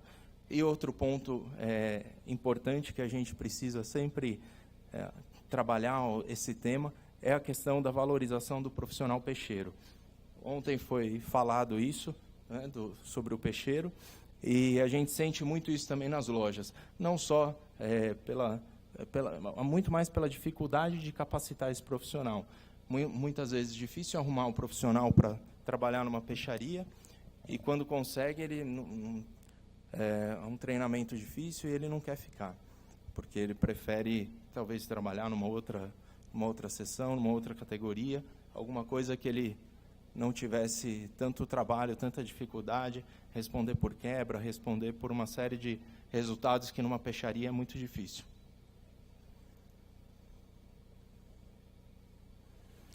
E aí alguns pontos de como alavancar, né? Eu coloquei lá atrás para vocês que o grupo hoje trabalha com 80 peixarias móveis, e eu vou explicar um pouquinho para vocês o que é isso. Alguns anos atrás, a gente tomou a decisão lá, diretoria, de fechar algumas lojas, peixaria de algumas lojas que não eram rentáveis, por conta de custos altos mesmo, né? De equipamento, máquina de gelo, funcionário, quebra, enfim, a hora que coloca tudo isso no bico do lápis, realmente fica uma conta altíssima para o supermercado. Mas a gente conseguiu criar um modelo que vem fazendo muito sucesso hoje em todo o Brasil. São cerca de 80 lojas, que é uma peixaria móvel. É um modelo de negócio que a gente consegue, sem ter todo aquele equipamento, uma estrutura de uma peixaria, a gente consegue trabalhar com um balcão de 1,5 m a 2 metros, com variedades do dia, ali, peixe barato, que vai funcionar de 2 a 3 vezes na semana, dias específicos e em lojas de periferia. E o que demonstrou isso, né, que é o consumidor, a gente começou com 2 lojas, foi para 10, 30 e hoje 80. E a diretoria muito empolgada com o negócio, porque o consumidor que compra o peixe, ele também compra outras espécies, outros produtos no supermercado. Fideliza, assim, o consumidor pelo peixe do dia, pelo produto do dia a dia. Então, como se fosse uma feira, como se fosse uma peixaria, que o consumidor vá até lá para pegar o peixe fresco. Então, o que a gente vem notando, sim, que esse potencial do peixe fresco fideliza. Isso não é só, a gente, obviamente que o mercado, para a gente, seria muito mais interessante que conseguíssemos trabalhar com pescado congelado, onde a logística é muito mais fácil, é muito melhor, mas se você for analisar, mesmo em outras proteínas, como bovinos, hoje bovinos não se vende absolutamente nada de congelado.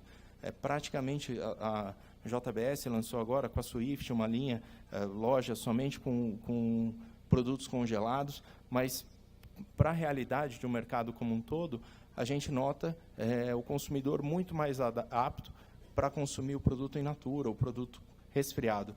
Isso acontece também, a aves tem um diferencial aí nisso, que grandes marcas entraram e conseguiram construir esse mercado, mas suínos também é muito mais resfriado, muito pelo atendimento, muito pelo contato com o consumidor e com o profissional da categoria. Então, tudo isso a gente trouxe para o supermercado. Como uma forma de trazer o peixe do dia, isso vem impulsionando demais as vendas, especialmente por ser traduzir em qualidade e em frescor. Uma outra coisa que a gente marcou é um dia específico para o pescado. Assim como tem nos restaurantes, a gente também trabalha um dia específico para o peixe, que no caso é a sexta-feira, então onde o consumidor toda sexta-feira pode sim encontrar ali um pescado com um desconto, um preço mais acessível, e marcando um dia de compra. E, além disso, um trabalho que a gente está começando agora é também incentivo à diversidade de espécies. Muito mais para mostrar que, além do salmão e da tilápia, que existem, sim, outras espécies, que o consumidor muitas vezes não encontra isso, né? Como uma cioba, um pargo, um olho de boi, outros peixes que poucos se encontram no supermercado. Então, a gente tem a oportunidade de comprar isso, mas o consumidor muitas vezes não tem confiança. Então, precisamos, sim, estimular o conhecimento, o incentivo a outras espécies. Além disso, né, o que a gente procura fazer? Ofertas massivas, eu até conversava um pouco com o Tiago, para procurar levar cliente para a loja. A gente tem lá ofertas de TV, onde praticamente que toda semana, toda sexta-feira, a gente anuncia um pescado para também trazer esse cliente para a loja. Isso impulsiona muito a venda do supermercado, do supermercado não, mas da peixaria, né? Descontos exclusivos. Então, hoje, o grupo tem uma base de mais de 15 milhões de clientes cadastrados que podem receber desconto direto no aplicativo. Então, essa também é uma forma, um mecanismo que a gente usa para tentar entrar em contato direto aí com o consumidor e alavancar o nosso negócio.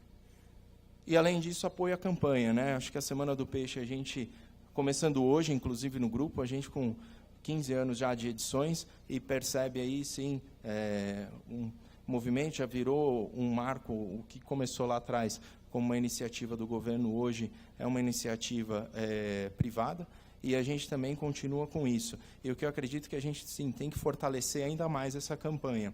Haja visto até a campanha de suínos, que começou, a gente está na 15ª do pescado, se eu não me engano. Os suínos, a gente está na 6ª campanha, que começou inspirado no pescado. E hoje, eu sou responsável lá por suínos também no grupo, e eu percebo uma interação muito maior hoje da associação de criadores de suíno, muito mais próxima do supermercado, trazendo, sim, esse conhecimento, trazendo oportunidade para o setor para desenvolver a categoria de uma forma como um todo. Então, a gente capacitou nessa última semana mais de 1.000 colaboradores, falando dos benefícios, falando de todas as qualidades da carne, que para poder promover e poder estimular, porque incentivar o consumo, até porque são as pessoas, os profissionais que estão em contato com os nossos consumidores. Além disso, né, gerar experimentação. Acho que o trabalho da maioria dos fornecedores que estão aqui é de gerar esse conhecimento na loja, de produto, de degustação. Isso a gente está sempre de portas abertas e incentiva muito o consumo. Além disso, consumo infantil. Então, o sushi, a própria merenda escolar de qualidade pode ser um caminho aí para incentivar as novas gerações. E, além disso, a gente também, além dos peixes mais acessíveis, que é o que acontece lá na Peixaria Móvel, a gente também tem hoje uma gama de produtos, de programas culinários que podem, sim, também trazer e fazem muito bem esse papel do encontro de um público mais gourmet, de desenvolver a categoria como um nicho de mercado.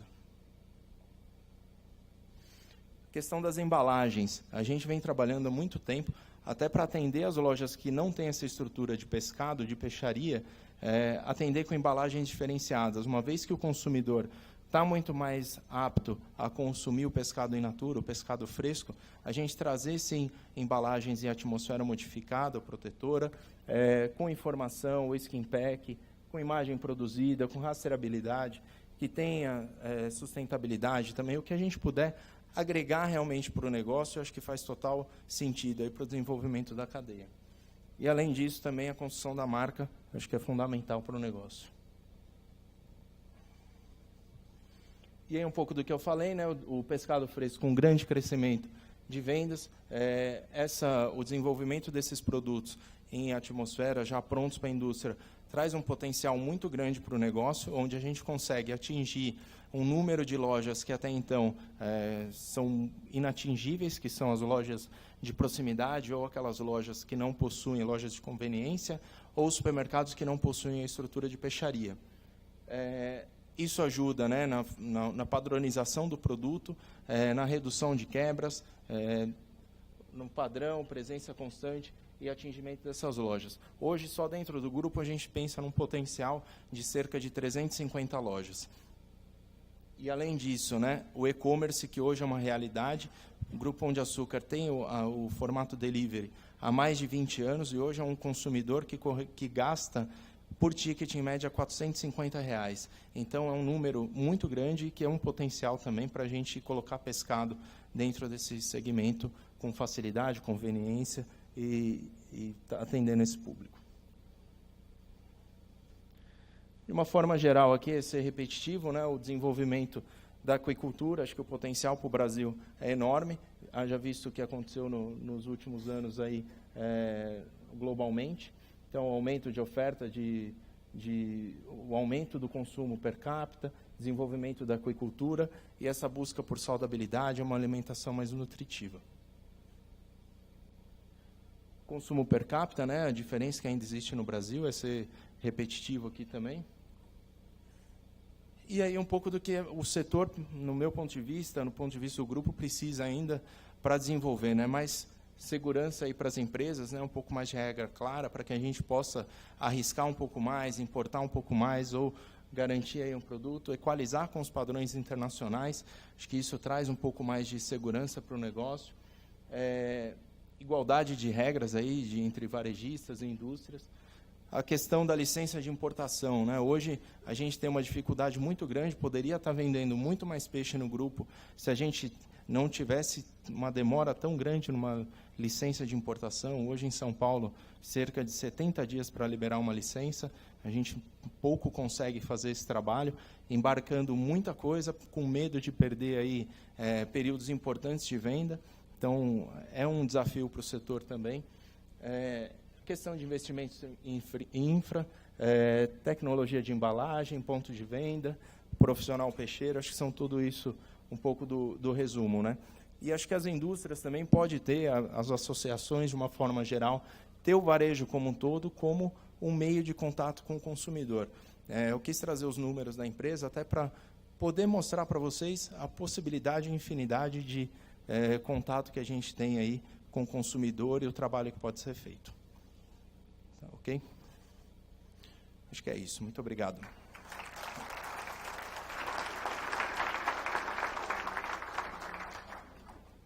Obrigado aos três panelistas. Eu acho que as três palestras foram bastante esclarecedoras, reveladoras.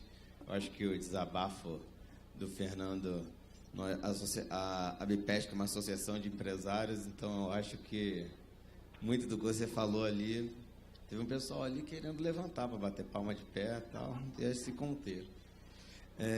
É difícil essa função de mediador, eu não achava que era tanto. Tem um montão de perguntas e 5 delas são para saber se o senhor vai se candidatar esse ano, se ainda dá tempo e o número da candidatura.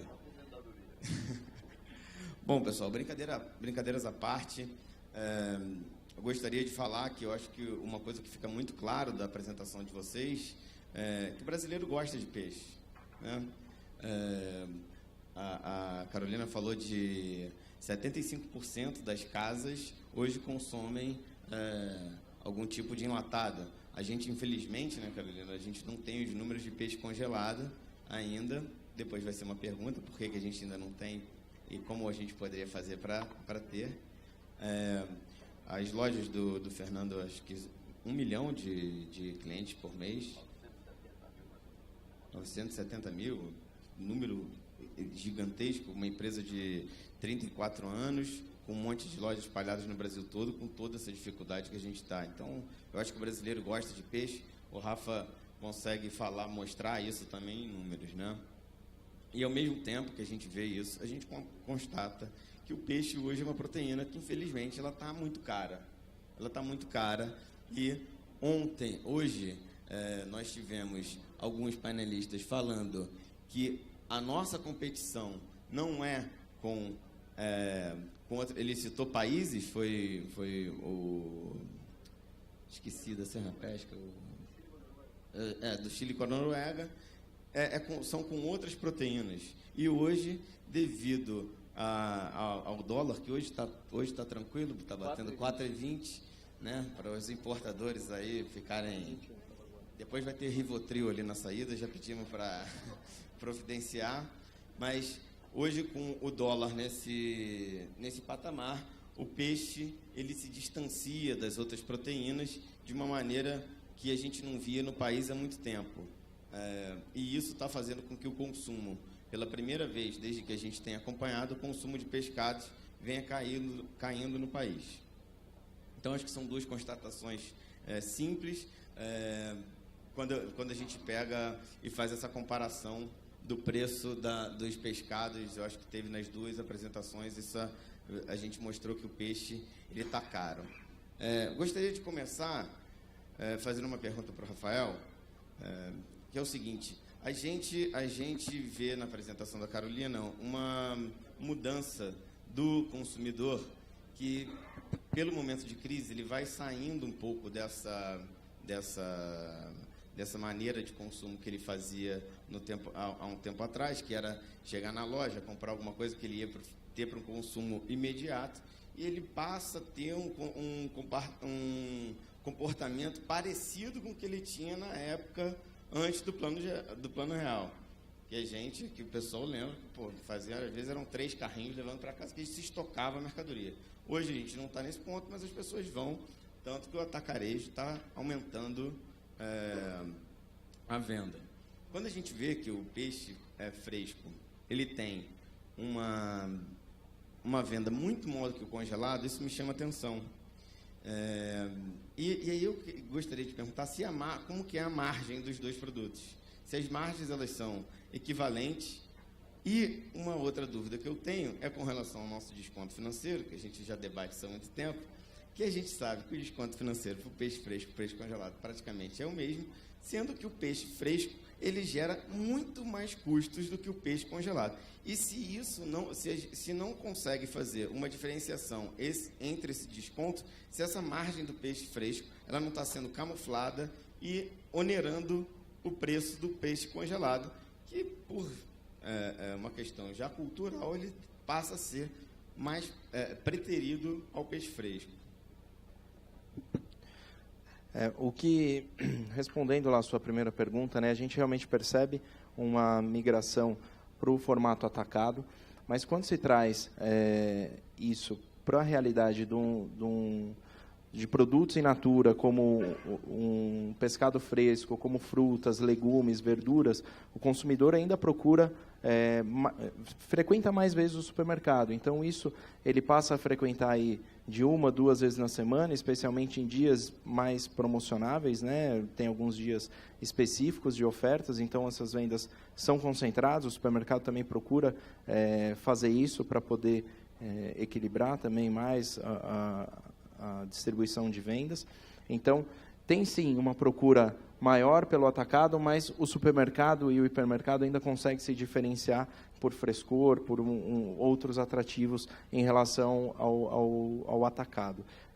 Com relação a descontos financeiros, a custos logísticos, eu não tenho total propriedade para falar do assunto, porque a gente tem áreas específicas para isso dentro da companhia. Obviamente que o custo de um pescado congelado, o custo de transporte é alto também, mas o do peixe fresco onera muito mais, mas o que eu posso te garantir é que todos eles são custos abertos lá e muito mais próximos de outras proteínas, tanto o pescado congelado, quanto o suíno, quanto a ave, todos eles é um contrato equilibrado, o mesmo padrão de desconto logístico para poder suprir, sim, as necessidades. Até seria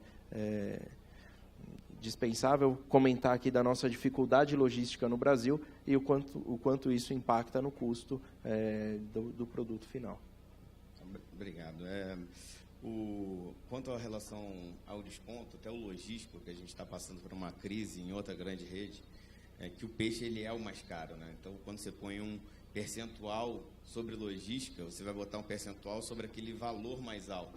Então, você contribui mais com o pagamento, e isso o setor ele tem um pedido do setor para revisão desses custos no pescado por estar vivendo esse momento tão caro. Mas acho que isso já está... Bom, Fernando, algumas perguntas aqui para você. O pessoal perguntando muito quando vão ser abertas as próximas lojas, se tem interesse, se o plano da exportação para a Europa, agora a gente está com esse problema, mas se tem planos de exportação para outras partes, como que está isso? Como que você está vendo o futuro da Vivendas?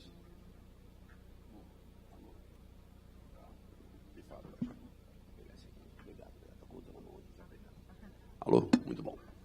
Bom, depois de perder quase 5 milhões de euros, a gente ficou como gato escaldado, né? Então, está todo arrepiado de pensar em sair fora. Então, nós estamos quietinhos agora por um tempo, até poder entender esse processo que tem países no meio interferindo. Se fosse uma decisão só nossa, com certeza sim. Mas, como dependemos de burocracias que não são estáveis, então não pretendemos sair tão cedo, não. Hoje, quanto à inauguração de lojas no país, acabamos de inaugurar uma outra agora no aeroporto do Galeão, no Rio de Janeiro, hoje mesmo.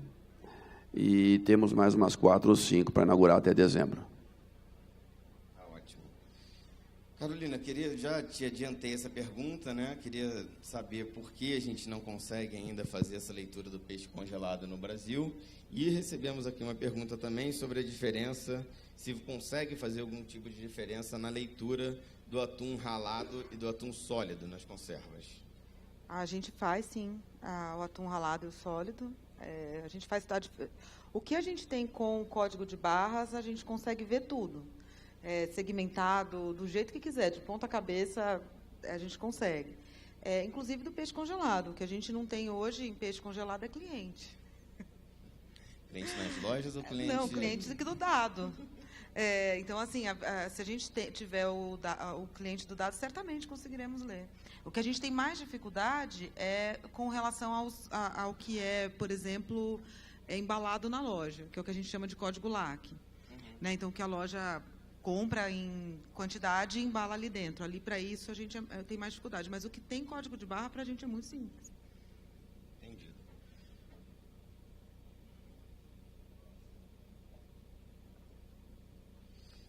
Fernando, qual a sua visão sobre o status atual da importação de camarão e as análises de risco?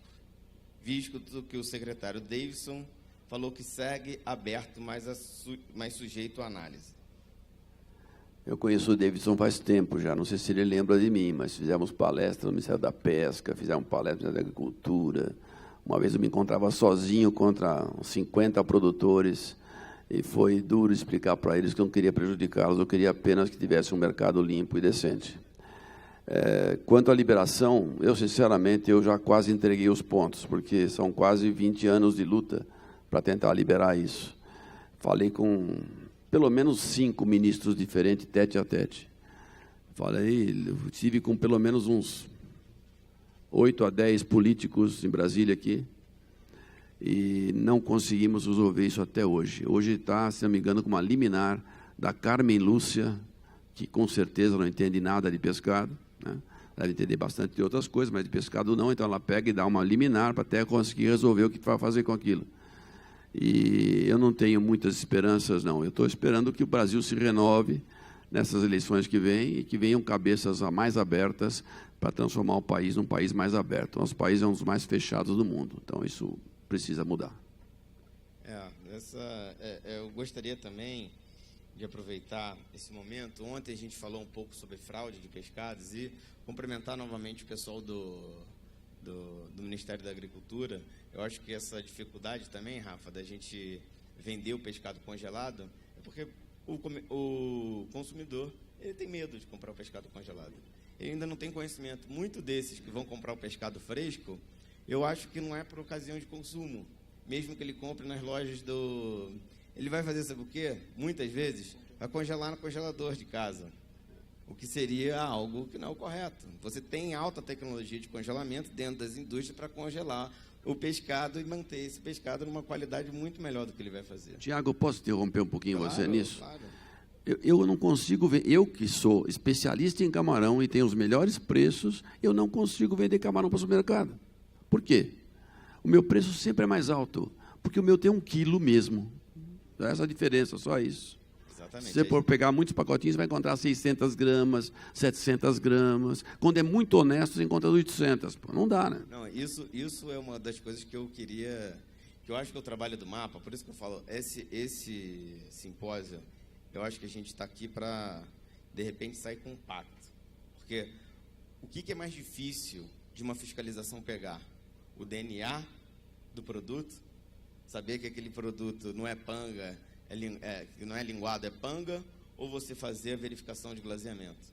É muito mais fácil você fazer o glaseamento. E a gente não consegue fazer o glaseamento, e o Ministério da Agricultura conseguiu fazer o DNA, que é muito mais difícil. Isso é muito complicado. Eu gostaria que isso aqui fosse um pacto. Os atacarejos, eles são, quando a gente vê o número ali de um crescimento muito grande, a gente vê um número de crescimento de venda geral, mas não de pescados. Tá? Não o Pão de Açúcar, mas uma grande outra rede que tem estratégia de atacarejo, eu vendo para a rede, que é proprietário de um atacarejo, mas não vendo 1 quilo para o atacarejo dele. Porque o produto está cheio de água e eu não consigo vender nada. Então, eu gostaria de cumprimentar o mapa pelo esse trabalho que está sendo feito de verificação do DNA. É um trabalho que está ajudando muito. E deixar uma pergunta para a gente pensar junto. Eu sei que o Ministério da Agricultura não tem nada a ver com isso, mas a gente falou sobre esse assunto ontem. Hoje, um associado da Bipesca foi no supermercado, ontem foi no supermercado, e fez uma verificação e encontrou o produto meu e dele. E o dele estava cheio de leite, sacanagem. Era outro. Encontrou o meu e o dele. E outra marca, fiscalizada pelo Serviço de Inspeção Estadual. E aí, o produto que estava sendo vendido como linguado era panga.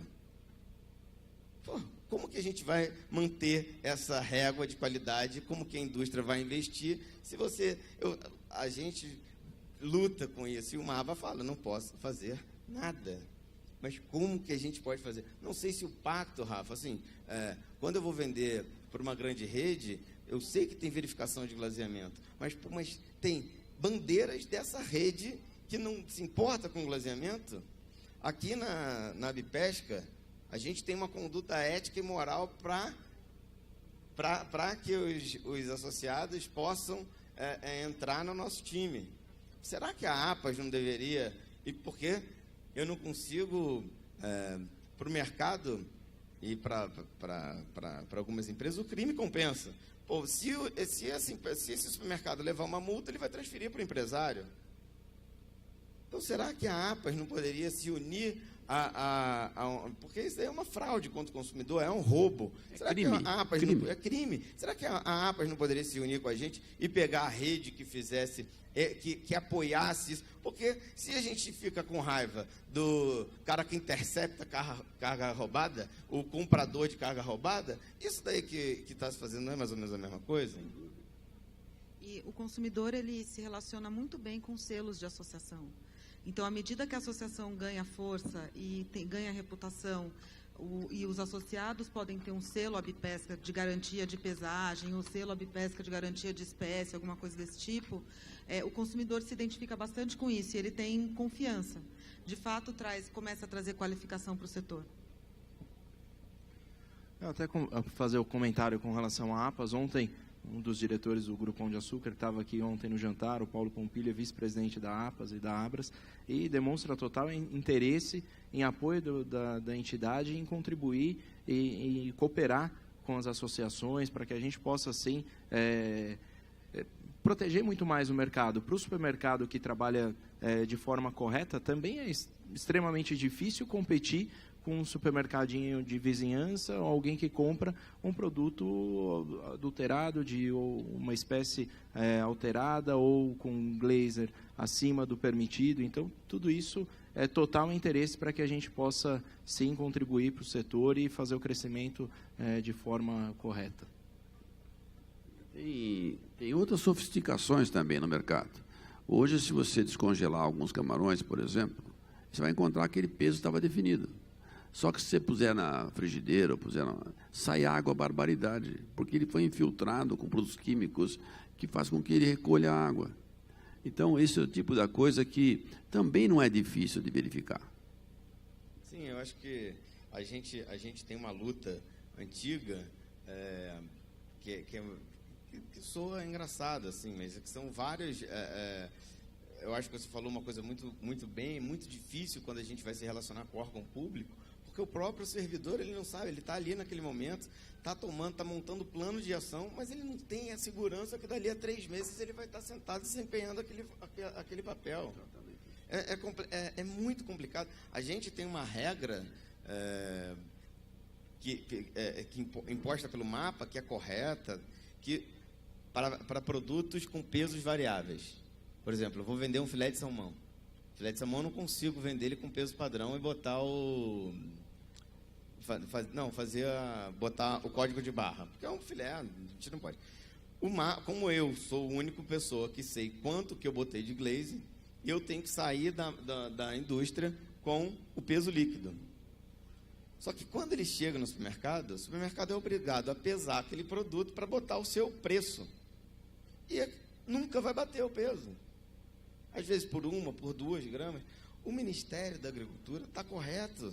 Só nós podemos saber quanto de glaze a gente foi. Só que a gente precisa unificar. Chamar o Ministério da Agricultura, chamar o Inmetro, falar, vamos unificar como que eu posso declarar a quantidade de glaseamento que eu coloquei nesse filé ou que eu não coloquei nada, para que eu possa sair daqui esse peso na tara e o supermercado possa pesar esse produto e precificar. Agora, eu já fui, outros integrantes aqui dessa sala, dessa associação, já foram grandes vendedores de produtos de peso variável. Hoje você não pode vender um filé de beiju-pirá congelado, você não pode vender um filé de tilápia embalado individualmente, porque você tem esse problema. E você consegue fazer isso aonde? Em lojas pequenas, onde o gerente fala para o encarregado, fala assim, não, o peso que vier da indústria você arranca e põe o nosso peso aí. Então o consumidor continua pagando a água. Coitado do consumidor, né? E do empresário e do funcionário público. Eu acho que a gente está num bate-papo que eu acho que é de união. Eu acho que o Rangel falou muito legal, se a gente calça o sapato do serviço de inspeção, a gente vê muitas dificuldades. Eu acho que quando eles calçam o nosso sapato, eles também sentem muita dificuldade. E o consumidor realmente também está no meio dessa confusão, sem saber como atuar.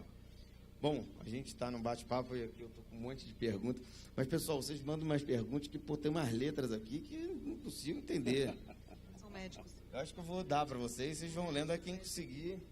Bom, teve uma aqui que eu consegui, que é o seguinte.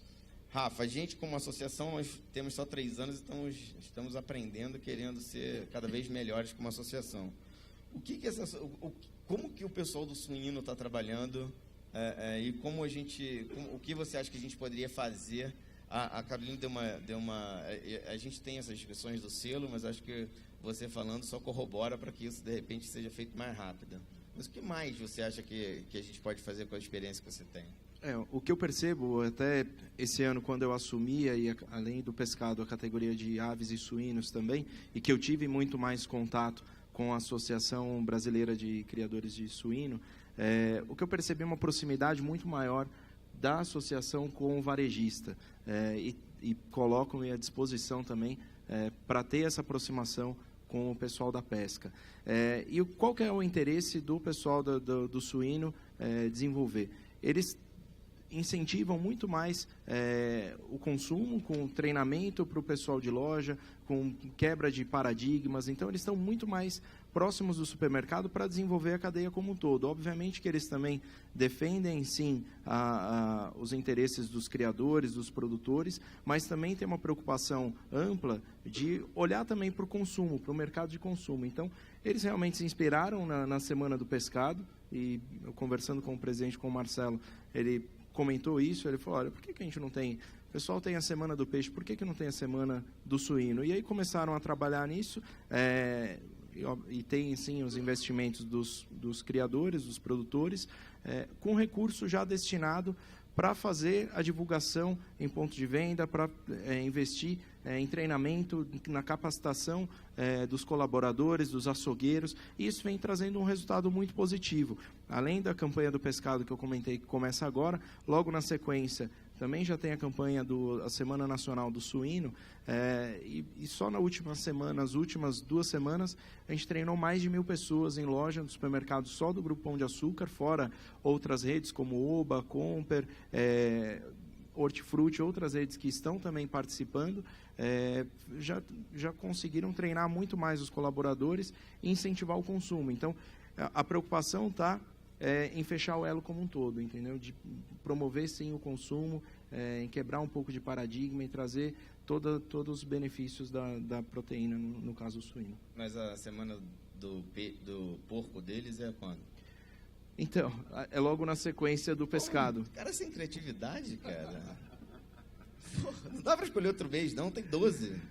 Foi logo na sequência do pescado. Na verdade, é uma semana... Eles vão pegar, vai comer tanto peixe que vai ficar enjoado e vai comer porco depois. Vamos fazer a bissemana do peixe logo depois. Mas é uma semana que é flexível. Eles conseguem também abrir para uma discussão. Então, isso também é muito fácil de entendimento. Não, ótimo. Mas eu tô tomando todo o cuidado lá para não fazer junto, tá? Cara, que aqui a gente tá ficando até porque para mim é muito interessante.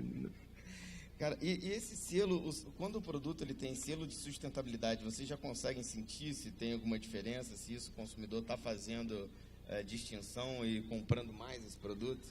Todo produto que, pelo menos a experiência que a gente tem, né, não tem um dado claro sobre isso, mas o que a gente percebe, sim, que todo produto que leva um selo, alguma atribuição, o consumidor passa a gerar valor naquele produto. No caso de um selo de sustentabilidade, hoje é uma das premissas do Grupo Pão de Açúcar, a gente, sim, trabalhar com produtos sustentáveis. Então, a comunicação disso, seja pelo um selo de sustentabilidade, ou de teor de gordura, ou qualquer outra coisa nesse sentido, agrega valor ao produto e a gente consegue retornos mais interessantes.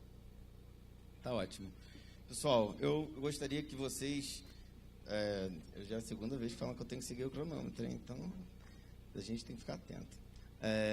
Eu gostaria que vocês terminassem. Eu acho que as perguntas aqui, pessoal, desculpa se não deu para fazer alguma, mas a gente está com tempo curto. Gostaria que vocês fizessem considerações finais.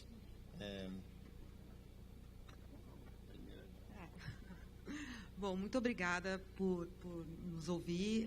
Eu agradeço muito pelo convite. Eu gostei muito de estar aqui por diversas razões. Eu acho que, primeiro, a conversa é muito interessante. Segundo, porque é uma parte do consumo brasileiro que... Acho que esse aqui está fazendo um pouquinho de eco. É uma parte do consumo brasileiro que interessa muito para entender o comportamento do consumidor como um todo, né? Tá fazendo? Pode ser. Então, o que eu acho é que é uma indústria que vale muito a pena investir. A gente aqui na Nielsen, depois vocês me procurem, eu vou deixar o cartão. Procurem a gente ajuda o que puder, a associação também. Desconto. A associação, a gente trabalha muito próximo das associações de tudo, de biscoito, de cafés, a gente trabalha muito próximo dos órgãos públicos também. Então, o que a gente puder fazer para ajudar no crescimento do segmento como um todo, contem conosco. E muito obrigado, confie no consumidor. Acho que tem uma história que ontem o Fernando me contou e que eu acho que a gente pode ver como que tem uma demanda reprimida por isso, né? Que foi de como começou a Vivenda, né? Que ele teve a ideia de fazer, acho que depois ele pode contar isso melhor, mas que ele teve a ideia de fazer a oferta do camarão ou de pratos de camarão a preço acessível para a classe média, porque na época só rico comia camarão. E ele não conseguiu atender a fila de pessoas que tinha na porta do restaurante que ele abriu. Ele abriu um restaurante para 100 pessoas e mais de 1.000 pessoas apareceram. Então, assim, tem um trigger de preço por trás dessa categoria, uma demanda reprimida e um desejo muito grande do consumidor de consumir. Então, acho que vale muito a pena investir. Sucesso para vocês. Bom, eu agradeço a paciência de vocês, né? Com o meu aparente mau humor que eu estava hoje, né? Mas eu quero lembrar-vos o seguinte, de que se vocês pararem para analisar um pouquinho e verificar se realmente eu tenho ou não razão, façam o que eu fiz na minha empresa. Em 2017, eu somei tudo o que eu paguei de impostos federais, estaduais, municipais e trabalhistas. Não daquilo que eu trouxe já pago. Só os impostos que eu paguei diretamente. Somei também nesse número tudo que a família, que a dona da empresa, retirou durante esse ano 2017. Eu fiquei surpreso. A família ficou com 4,1% e o Estado com 95,9%.